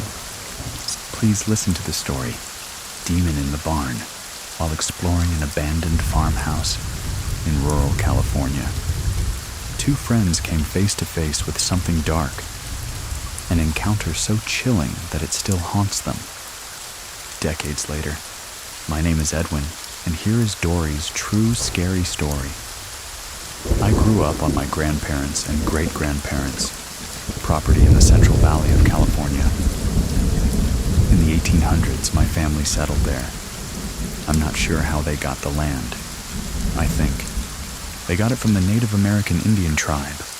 That was in the area. I think it was the Miwoks. My great-grandparents built a big, huge custom home on the property. Had peach orchards, then walnut orchards, almond orchards. Then my grandparents built a big ranch house on that property as well. When I was a teenager, we moved onto the property, onto a separate house next to my grandparents' house. So we spent a lot of time outside. I had horses and whatnot. Our property was 40 acres, and we were up on a bluff. The bluff overlooked the top of walnut orchards. So we would go down, especially in the summertime. We'd either ride the horses or walk, and we'd take this one road that went straight down, of almost a mile, and our property ended at the river, to a day where this story comes into play. This summer, my friend and I, we were going to walk down there just killing time. We usually went to the east. This time I said, let's go to the west. Because last week, when I was with another friend riding our horses, I rode past this old house that was sitting back off the river, off the road. You could tell from the road far away it's abandoned. I said, let's go check it out, see if there's anything cool there. So we start walking down there. It's a small little white wooden, one-bedroom little square house. Immediately behind it is a very large wooden barn. It was clear that this house was probably built, like in the 20s turn of the century. It's an old dilapidated house. It's in the middle of nowhere. There's just, for as far as you can see in any direction, it's just orchards. So as we were approaching it, we were being kind of quiet because we didn't know if there were. Like any other random people out there. We were just two girls. So we wanted to be careful that we weren't going to bump into some scary dudes down there. So we kind of did a big circle around the barn in this house to make sure nobody was there. And we were quiet as we were doing it. This barn is massive, huge barn, the size of a 2-story building. But there was no second story in it. It was just really high rafters. The doors to the barn were slid open. There was probably maybe a 5 or 6 feet space between the back wall of where the house was and the back wall of the barn. The barn was totally intact. There was nothing wrong with it. It was that thing was solid. The house, on the other hand, half of the walls, one half of the house. There were no walls left. Trees had crashed into it. Branches, the leaves were everywhere. The front part of it was intact. But the back wall of the house and the back, right side of the house, the walls were gone. But you can still see kind of the footing. 3/4 of the wall will still stand. We go around to the back of this barn as we were making our loop around to make sure no one is there. There's an old tractor, completely covered by the weeds and dry grass, 20 feet, 30 feet away from the barn behind us. As we're facing these barn doors, we're looking inside of it. You could tell it's not used anymore. There's cobwebs from ceiling to floor, dust motes floating through the air. It was late in the afternoon, sun shining through. Everything is covered in this real fine layer of dust. It's clear no one uses this barn. On the right-hand side of the barn, there was like a workbench that just had odds and ends of stuff that people just never used anymore. Old tools and cans and bottles, suitcases. Not a whole lot of stuff, but it was. There was nothing really of any value over there. On the left-hand side of the barn was big railroad ties. Those heavy wooden railroad ties. Probably 20 or 30 of them. But it probably took up. Like 15 feet long by maybe 4 feet high. They were just stacked, not very neatly. You could tell they'd been there for years and years. And years, cobwebs all over them, hay all over them, dust, and there were barrel hoops thrown on top of them, and pieces of wire. It used to be maybe a grape vineyard that was, in the empty fields that were around us. They also had peach orchards down there, so there was a lot of old orchard equipment, wooden things, and metal rings, and wire. And then, at the back, left corner, all the way up to, actually, the whole back wall of the barn, was hay bales that had fallen apart, and were just piled up there. It was probably 5 feet high, by maybe the width of the house. There must have been tons of bales of hay there, that fallen apart over 10 or 20 years, and it's just laying there covered in dust, covered in cobwebs. So as we walk through, we're kind of breaking through a few cobwebs, and I'm afraid of spiders. So I'm giggling about, I don't want to see any spiders. And we walk around and we're looking. Maybe we'll see some old cool tool, or some old cool bottle, or something interesting. Fun old antique. What not to take with us. We walk around in there. We don't see anything of interest. And we walk back out. We go around to the front of the house. On the front porch is a whole bunch of old, abandoned washers and dryers, and from probably the 50s. As we get into the main part of this little square house, we walked into where there used to be a wall, but there was no more wall there. It was only about 2 feet high, like the foundation. And the bottom part of the wall was there. My friend goes in, and as we walk into the house, if we were standing in the dead center of this perfect square, we were both looking at the back wall of this barn, because there's no wall there to the house.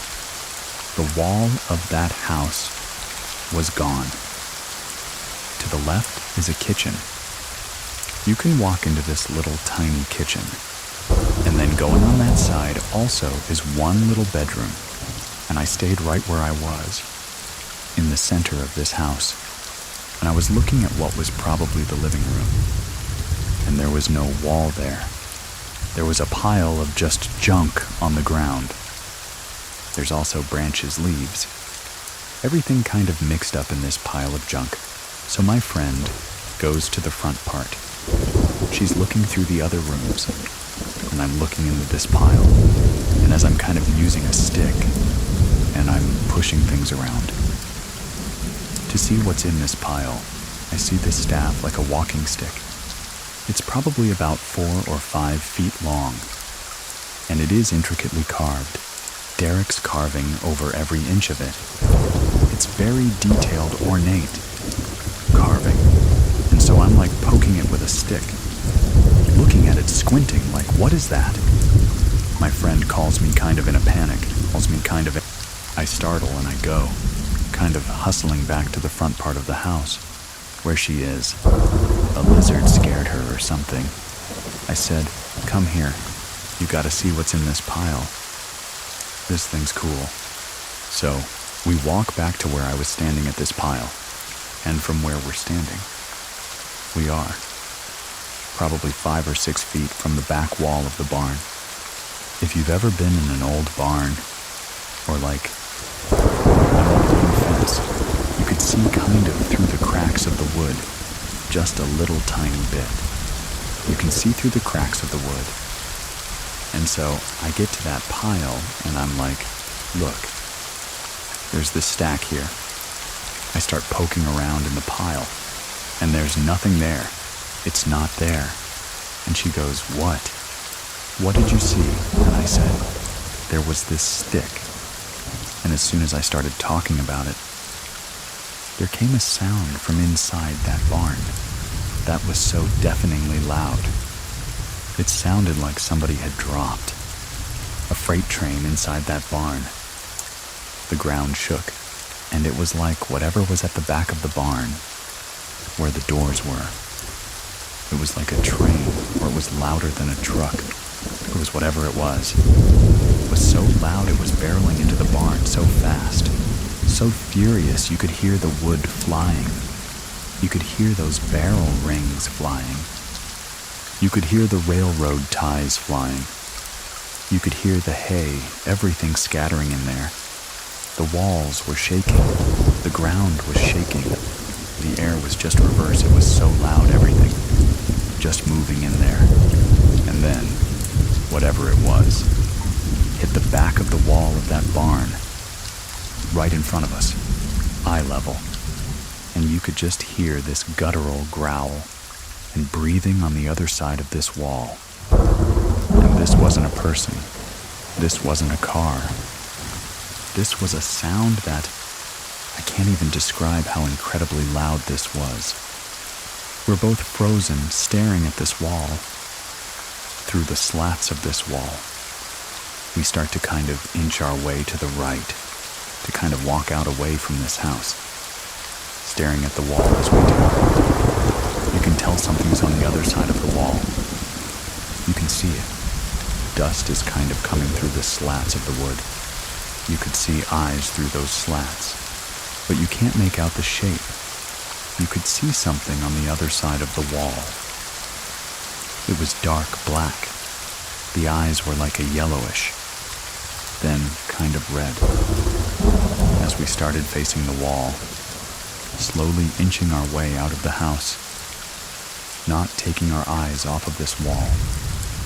It's still breathing and following us, and you could hear things moving on the other side of that wall.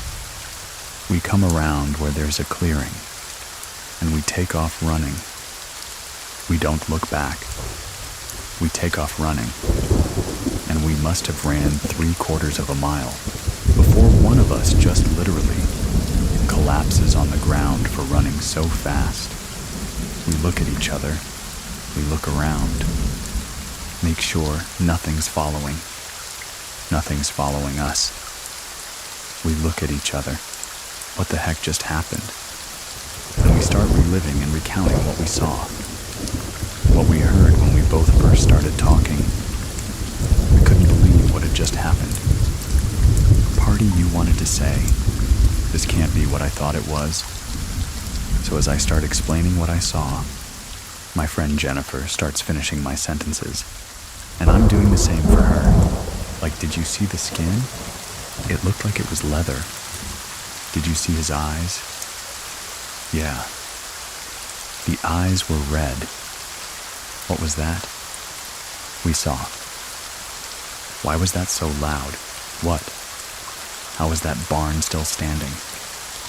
As we're sitting there, catching our breath, another friend who's like a younger brother to me comes up, because he was going down to the river to go fishing. He's like, "What are you guys doing?" We tell him what happened. He's like, "You guys are full of crap. There's nothing there. You guys are crazy." I'm like, "Dude, I am not kidding you. I have never lied to you. I am not joking." He was like, "All right, then show me." We get up. We start walk back there. I said, "I'll walk back there, but I'm not going in there again. I'm never going back in there." So we walk back over there, take a big wide berth around it, but we go back to where the barn. I said, "I just want to see what." "You go in that barn and you'll see there is. That place is torn to shreds."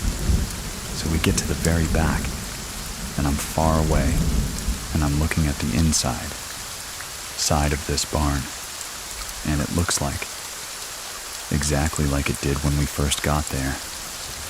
There's still cobwebs hanging on the ceiling. Everything's in the exact same place.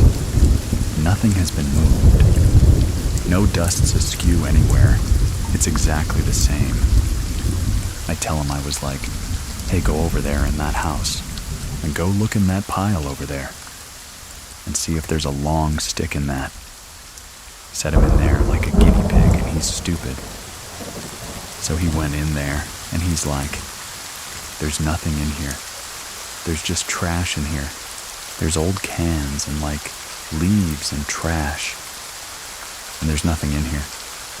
"What are you talking about?" I go back, I start doodling. Later that evening, I'm like doodling. Like, I can't picture the images that were on that stick, but I've never seen anything like it. Later, as Jennifer and I talk about that years later, and for days after that, the only thing I can say to describe what we saw was a demon. I have a hard time telling the story to people, because no one's going to believe you. But at that time, I didn't watch scary stories. I was raised in a very religious family. We weren't allowed to talk about that stuff, be involved in that stuff. Like it was not part of my world, part of just my experience. It wasn't something I was looking for, wasn't anything I was expecting. But I know what I saw, and it was from that point on that it really made me wonder what else is out there, because I can't explain what I heard and what I saw. Since that time, as an adult, now, it has made me interested in what else is out there. There's something else that goes on in our world. That's more than just, flesh and bone. There's something else out there. So I've been interested in reading and studying, trying to figure out, but a little bit afraid of finding out exactly what I saw since that day. There are very few things that actually scare me. Almost everything else is tangible. You can fight your way out of it. There was no fighting. You knew you were completely powerless to this. That terrified me to my core. To share your story with us, head on over to True Scary Story. And fill out the form. And if you know of somebody who might like this podcast, send it to them. Links are in your app and in the description of this episode. And if you want to support the show and listen without ads, try out Scary Plus. It's free for 2 whole weeks and then 4. $99 a month. You can cancel whenever you want. Thank you very much for listening. Keep it scary. Everyone, see you soon. Please listen to the story, Unwelcome Visitor. Don't listen to this one alone. What she thought was her uncle's spirit returning turned into a terrifying encounter that she will never forget. My name is Edwin, and here is Angie's true scary story. My name is Angelica. I live in Murrieta, California. This happened in Temecula, California. More Winchester. Past Lake Skinner, its very secluded area hills, cows, fences, and your closest neighbor is about a mile away. At night, it was pretty scary. The only lights you can see were the houses that you can see through the hills. Around this time, my parents had divorced, and we lived in a home in Monrovia Valley. In that home, I experienced a lot of dark energy. During their divorce, it was very ugly. I have to say it was like a spiritual battle going on. We ended up moving to my aunt and uncle's home. In Winchester, they graciously opened up their home to us because my mother had nowhere to go at this time. My uncle and my aunt, they were working and they had their own business. They were pretty well off. They had a beautiful property. It was a ranch, we call it El Rancho. It was a 1-story flat, and with 3 houses in the back. The only people who would come were those who lived there. Around 1995, I was 13 or 14 years old. My uncle passed away. It was very unexpected. He had gotten into a car accident. It was pretty tragic. He actually ended up on the news. We didn't know what to make of this, or how to move past this. He was a pretty big part of our family. He had such a huge personality. He was a father figure to a lot of people. Especially me during that time, it was very hard. 2 months later, or still getting over his passing. This happened early in the morning. I was sleeping. I heard 3 knocks. It was like somebody knocking on the door. It wasn't fast, it was like a normal knock. The first one was like knock. The second round got a little bit louder. Third round got a little bit louder. I was awoken up by the second 3 knocks. I was just laying in bed. I was looking around. I knew that it was very early. I didn't hear birds chirping. I didn't hear the dogs barking. Again, I hear 3 loud knocks. I'm looking looking around and I'm scared. I'm just thinking to myself, am I the only one who's awake? Am I the only one who's hearing this? I turn to my cousin who's laying next to me. We shared a room. I go to wake up my cousin. I push her. She does not wake up. I hear 3 loud bangs again. The door that these bangs are happening on. They're on a security gate. This door is really sensitive.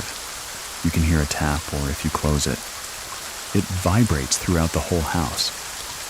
My cousin is not waking up.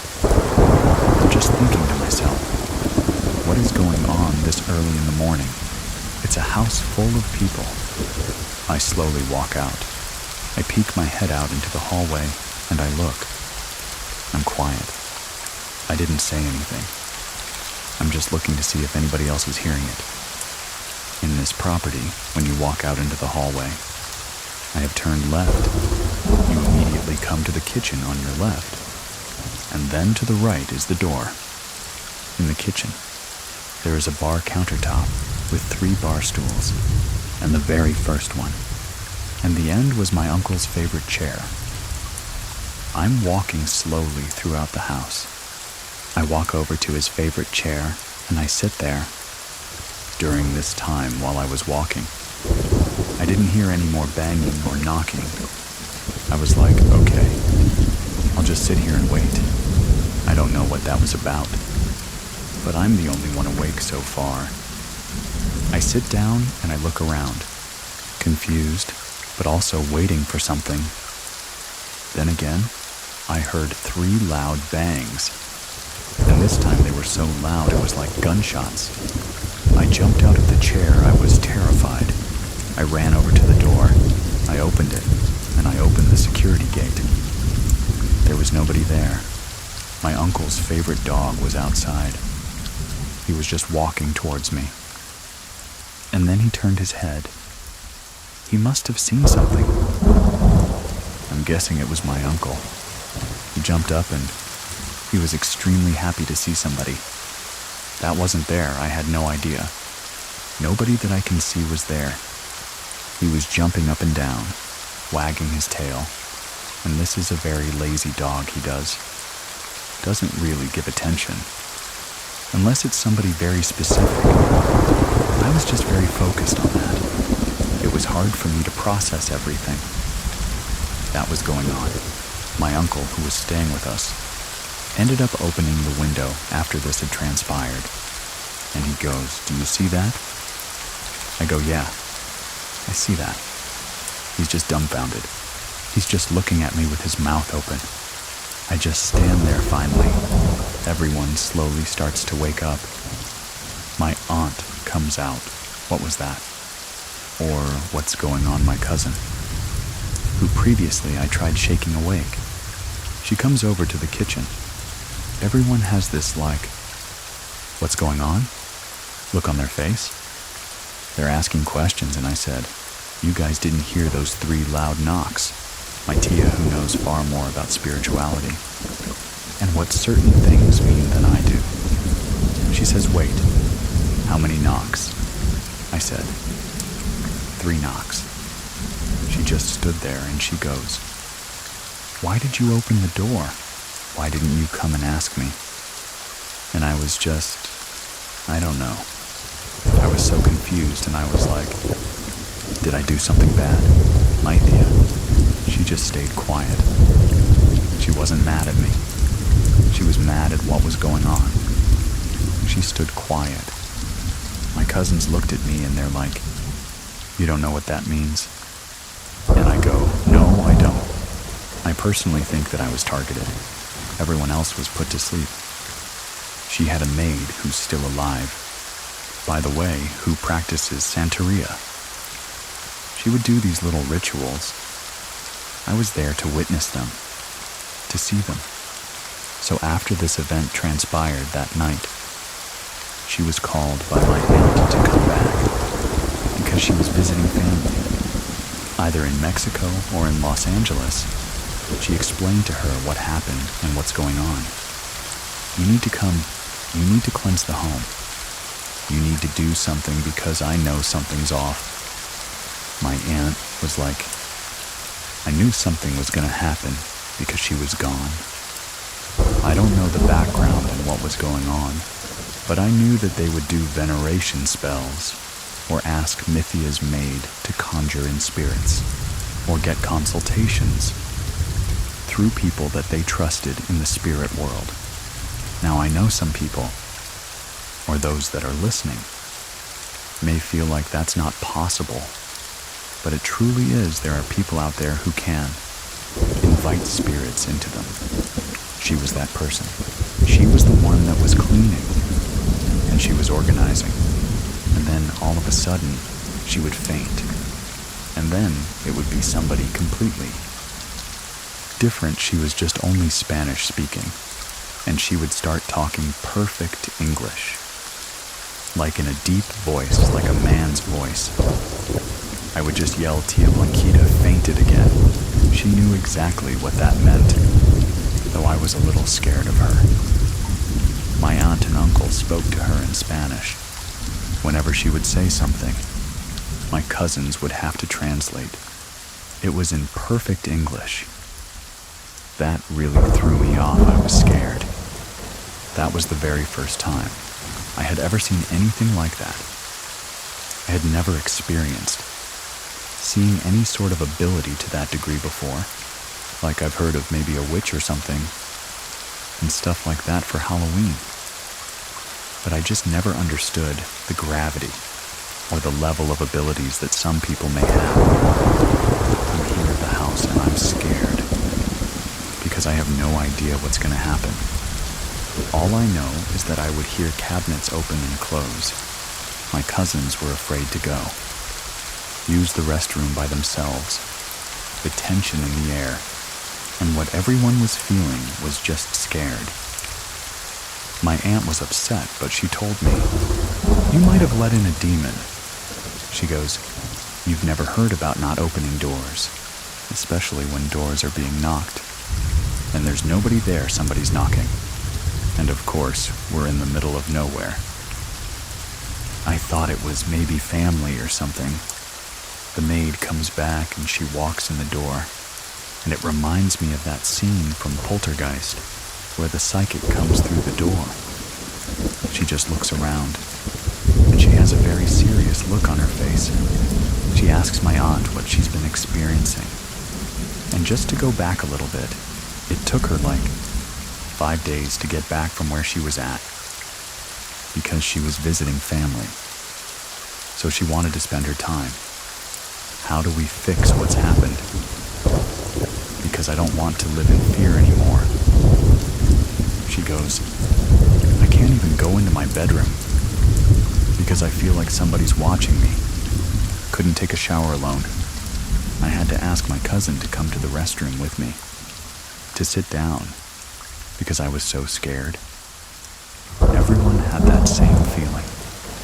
So the maid she has, I guess one of her spirits that she communicates, that comes through her to my aunt, ends up coming to her like an hour within who she's at in the house, from when I was told she's a nun. She's a nun who had passed away, maybe in a different century. She basically says, somebody sent something to you. I guess my aunt and uncle had a lot of people that were jealous of them, of their success, that also practiced or dabbled in maybe some black magic. They waited for whatever low vibrational or dark entity to be sent to her home. Of course, me being the vulnerable one, I was the one who opened the door, and I don't live with guilt. It was just more of not knowing. Maybe a little bit of ignorance. No one ever talks about that. No one ever told me. Later on that night, the maid, she's cleaning, she's working, and she faints. It's my uncle. He starts speaking through her. You have to know that. Whenever a spirit enters someone's body, that person takes on their mannerisms. That person takes on their whole personality. That's who they are, how they walk, how they speak. Even her face changed. Everyone had their mouth covered and was crying. He said he didn't want to die. He came back, but he brought something with him. If you can travel, or if you can maybe hitchhike, or if spirits make deals, and I don't know, I always try to rationalize, thinking, why would he do this? Or is there something that might have followed him? Then again, knowing that somebody else sent it, that ended up making sense. The maid was walking around just like him, opened the fridge, started drinking the way that he drank. My uncle, he was a drinker. He enjoyed his alcohol. He started to drink. Or she started to drink. The maid started to talk to my aunt. He was just saying how sorry he was. And in mid-sentence, that's when she fainted. Once the maid ends up fainting, she's exhausted. She cannot do anything. She needs to rest because it's so much energy that's being used. So she rests. The next day, she performs this ritual with a huge pan on the floor. She puts all these herbs in the middle. I had no idea what was going on. I just know that I was a part of it. It was just so interesting to see her gather up all these ingredients, and there were just flowers and herbs and different types of roses. I'm thinking to myself, oh, okay. I had a million questions. I'm like, am I going to get hurt or what's going to happen? Everybody else pretty much knew. What she was doing was for the betterment. Me being newer and not being exposed to this at all. I was a little scared, but my cousin talked me down. This is so we can help move him out. Help move him on where he needs to go. I said, okay, if that's what it's for, I'm all in. She puts balm or incense into the pan, and there's a good smoke going. She starts singing these prayers, these words, and she's praying. Each of us had to walk over the pan, but in a cross. We walk up, walk back, and then go to the other side. So then it was like, you would make the sign of the cross. Each of us had to do that. After that was done, she had to go through each room, everywhere in the house, and do her thing. I didn't follow her, even though I wanted to, because I was so interested in what she was doing. I just stood back. After that, she says, okay, give it time. Probably within an hour, the house felt so beautiful. Everything was lifted. Everything felt back to normal. Even though he had passed away, it didn't feel like anybody was there staring at me. The house didn't feel heavy anymore. I wasn't living in fear. We didn't hear things throughout the house.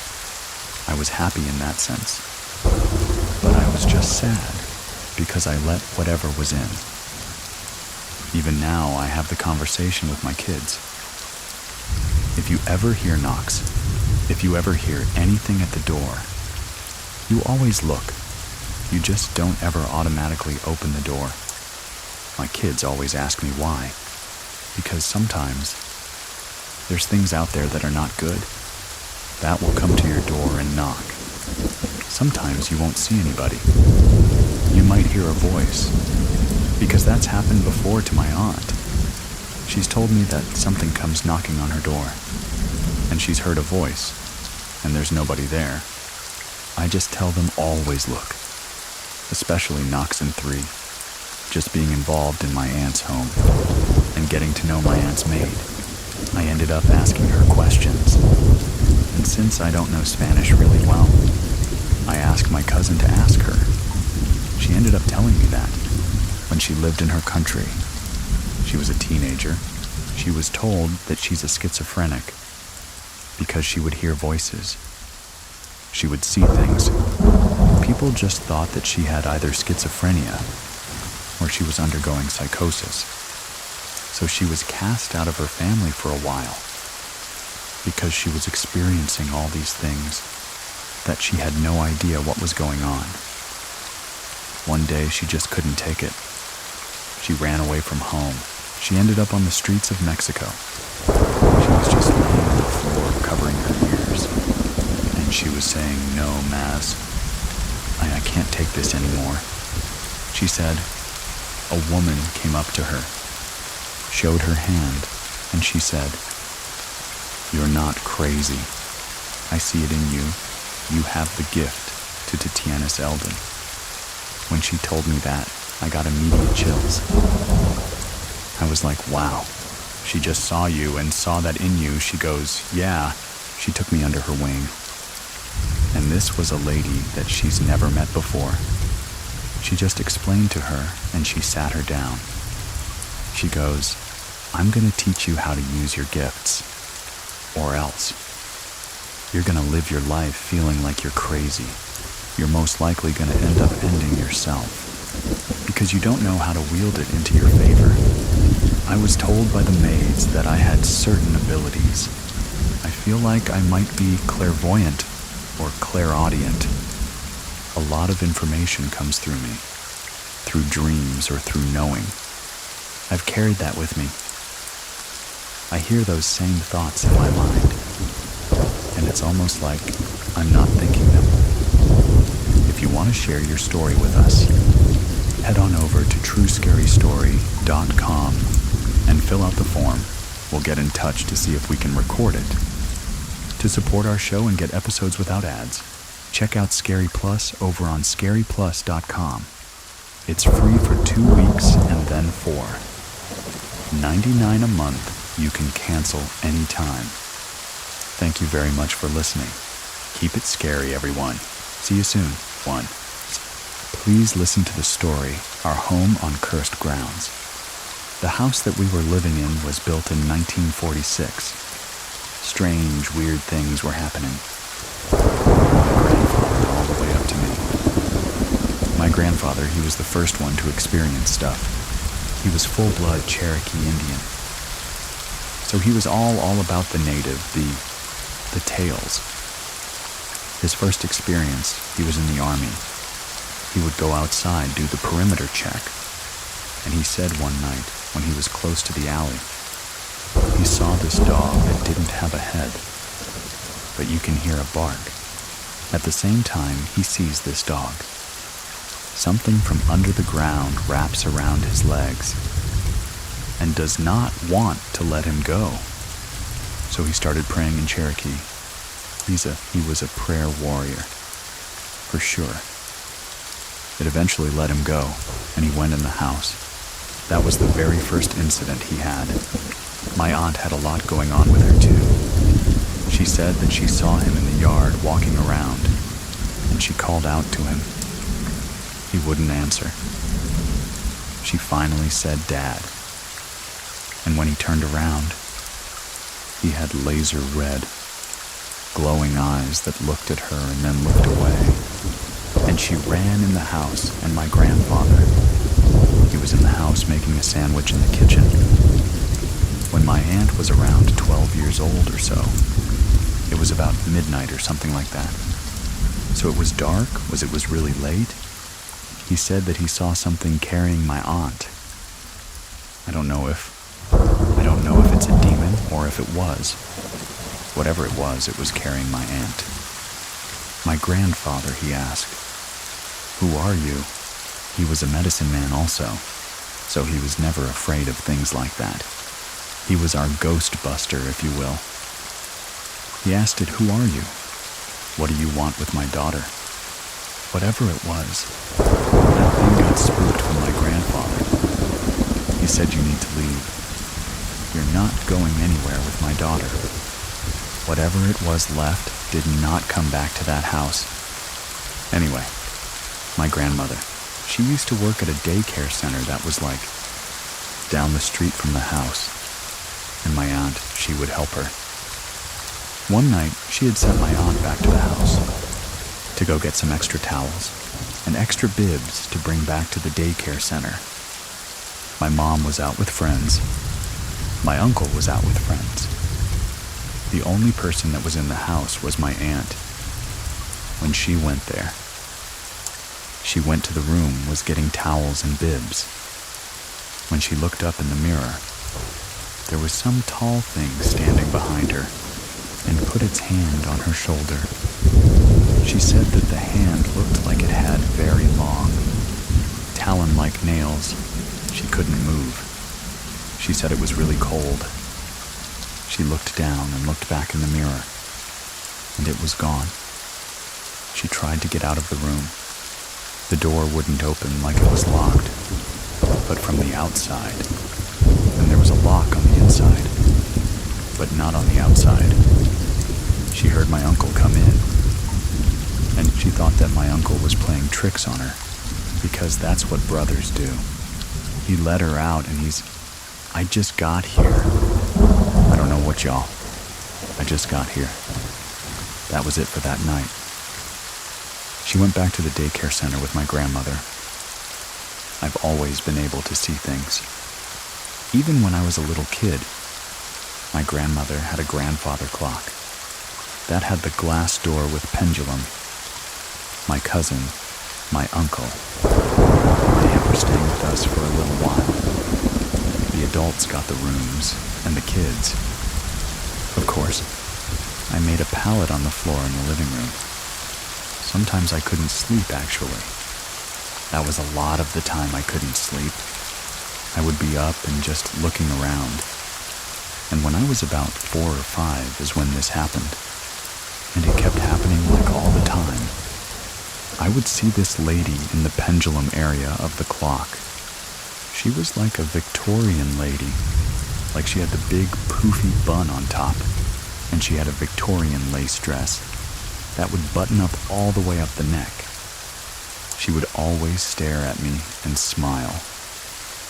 I remember one night, it was always between 2 and 3 in the morning, she actually held her hand out to me. She only did it one time. I don't know what that was about. I don't know if that was an ancestor. I don't know what that was. But I didn't feel threatened. I didn't feel. The kids are very susceptible to things like that. I never felt like it was bad. I was dating this person. That apparently was a very evil-spirited. You know, you don't really recognize things. When you first get into a relationship with someone, you're just all lovey-dovey, and nothing can break y'all kind of thing. I didn't realize that. There was something that's always around her, but my mother did not like this woman at all. Didn't know why. She just knows that she did not like her. Every time she was around, something would happen to my mom. One time, she fell out of nowhere. She just fell. And she said there was another time that she fell. It felt like something pushed her. My ex and me were sitting outside at the time. When that happened, things like that would happen with my mom. And nobody else, just my mom. I think one of the most terrifying experiences would be, I want to say it was November 1st of 2013, 2014. This person, she was the kind of person that stalked you. I didn't realize that this was going to be an issue. It apparently was. One night, I was out there with her trying to just keep the peace. On my street, there is no streetlights nearby. There is a streetlight on either end to the street, for the cross street, but there's nothing like in the middle. So where my house was just like pitch black almost, just the glare from the streetlights from afar, we're sitting there, we're talking. I see this dark figure walking towards the car, was dressed in all black. I don't even know if it had a face. It just was just all black. It slowly walked past the car. I'm looking by my driveway, because we're parked on the street. My mom's car is parked in the driveway. There was no more room when this guy, or whatever it was, passed my driveway. They disappeared. Right in front of her face is disappeared. That freaked us both out, but it's like, okay, you know what? Things like this happen around my house all the time. Now mind you, she drove a Nissan Sentra that was a 5-speed. So when you put a manual car in park, you normally put the emergency brake on. That car is not going nowhere. She was parked, had the emergency brake on. We were sitting there and just chilling and talking. All of a sudden, we feel this giant push on this car. The car moved from at least 10 to 15 feet forward.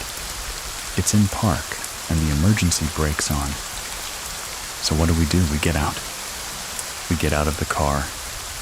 We look on the ground with my phone flashlight, and there is a broken brick on the ground that has an upside-down cross on it.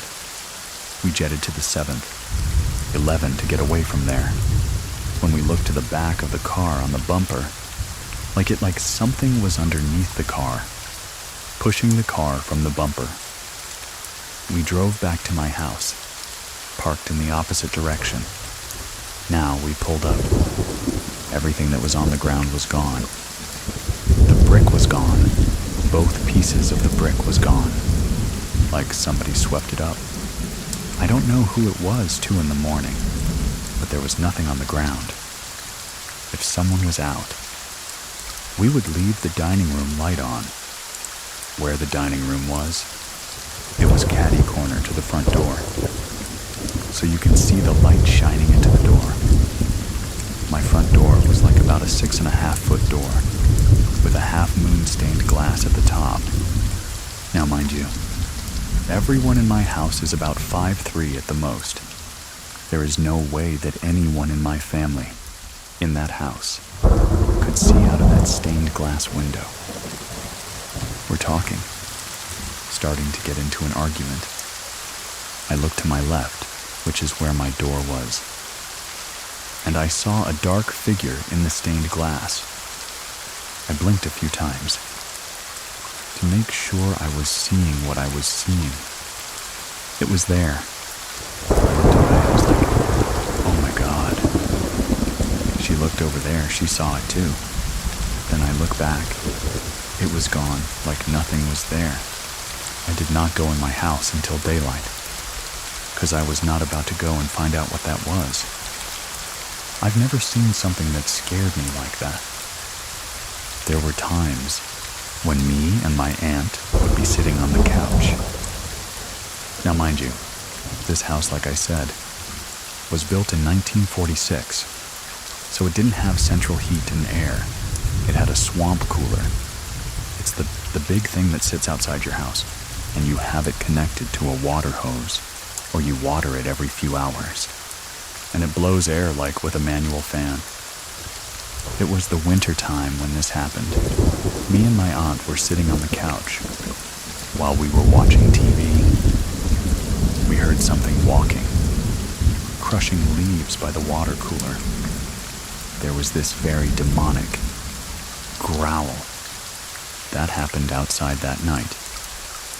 And then we moved to the other couch. There was also demonic growling behind the couch. I had an ex that I was with at the time. I woke up, I want to say it was like 2:30. Something like that, about 2:30. I looked over, her back was facing me. Her room is pitch black, no lights. Not even from the bathroom, nothing was on. I turn over and I look at her. When I tell you, her head, and only her head turned around to face me. When she faced me, her eyes opened up and they were the same red, glowing eyes in mine. My father had in Dallas. I got up, I went in the living room. It was dark. My mother was there sitting in the dark and asked me, "What's the matter? You can't sleep." I said, "No, ma'am, I cannot." "What are you doing in the dark?" I turned the light on. She wasn't there. That was the last time that I spent the weekend over there. I never told her about that, because I was afraid it would happen again. I don't know if that was a warning to save myself from something, or if that was just something just to scare me. I have no clue. At that time, my grandfather, he was still living. I could talk to him about anything. So when something like that would happen, he was able to tell me things. He was telling me that particular incident with the glowing eyes. There's someone trying to keep you away from her. There's something that's not right. I don't know what it was. I don't know if the mom was doing something. I don't know because, like I said, she was there in the living room. But when I turned the light on, she was gone. I was doing DoorDash because I almost died last year. And I came home to like a $500 light bill. Being on a wound vac and trying to work is very bad. But I had to make money for my light bill. So my lights won't get cut off. Because it was a summertime and in Texas. It's hot as hell here, like it prepares you for hell. I'm doing the DoorDash thing, right? I have my brother with me. My wife was with me, and she was in the front seat. He was in the back seat. I want to say we were in Roanoke, Texas. Because we do DoorDash, it takes you wherever. That's where the money is. That's where I'm gonna go. I had just dropped off at someone's house, and we were waiting to go back to civilization on this pitch black road. There was one street light way down, right before you gone into the highway. I saw this dark figure all in black. I want to say the figure was really tall and slender. It had no face. This one had no face. It was just a black void. If you will, it was just like contorting. Like the head was like the head, but had no face. Was moving around, contorting in the legs. My wife saw it also. We both looked at it. Like you see those horror movies where bones are cracking and stuff. That's what it was doing standing up. Walking, but contorted at the same time. When I passed it, it disappeared. I said, "Babe, did you see that she started praying her prayers?" I'm just so glad that I didn't have car trouble.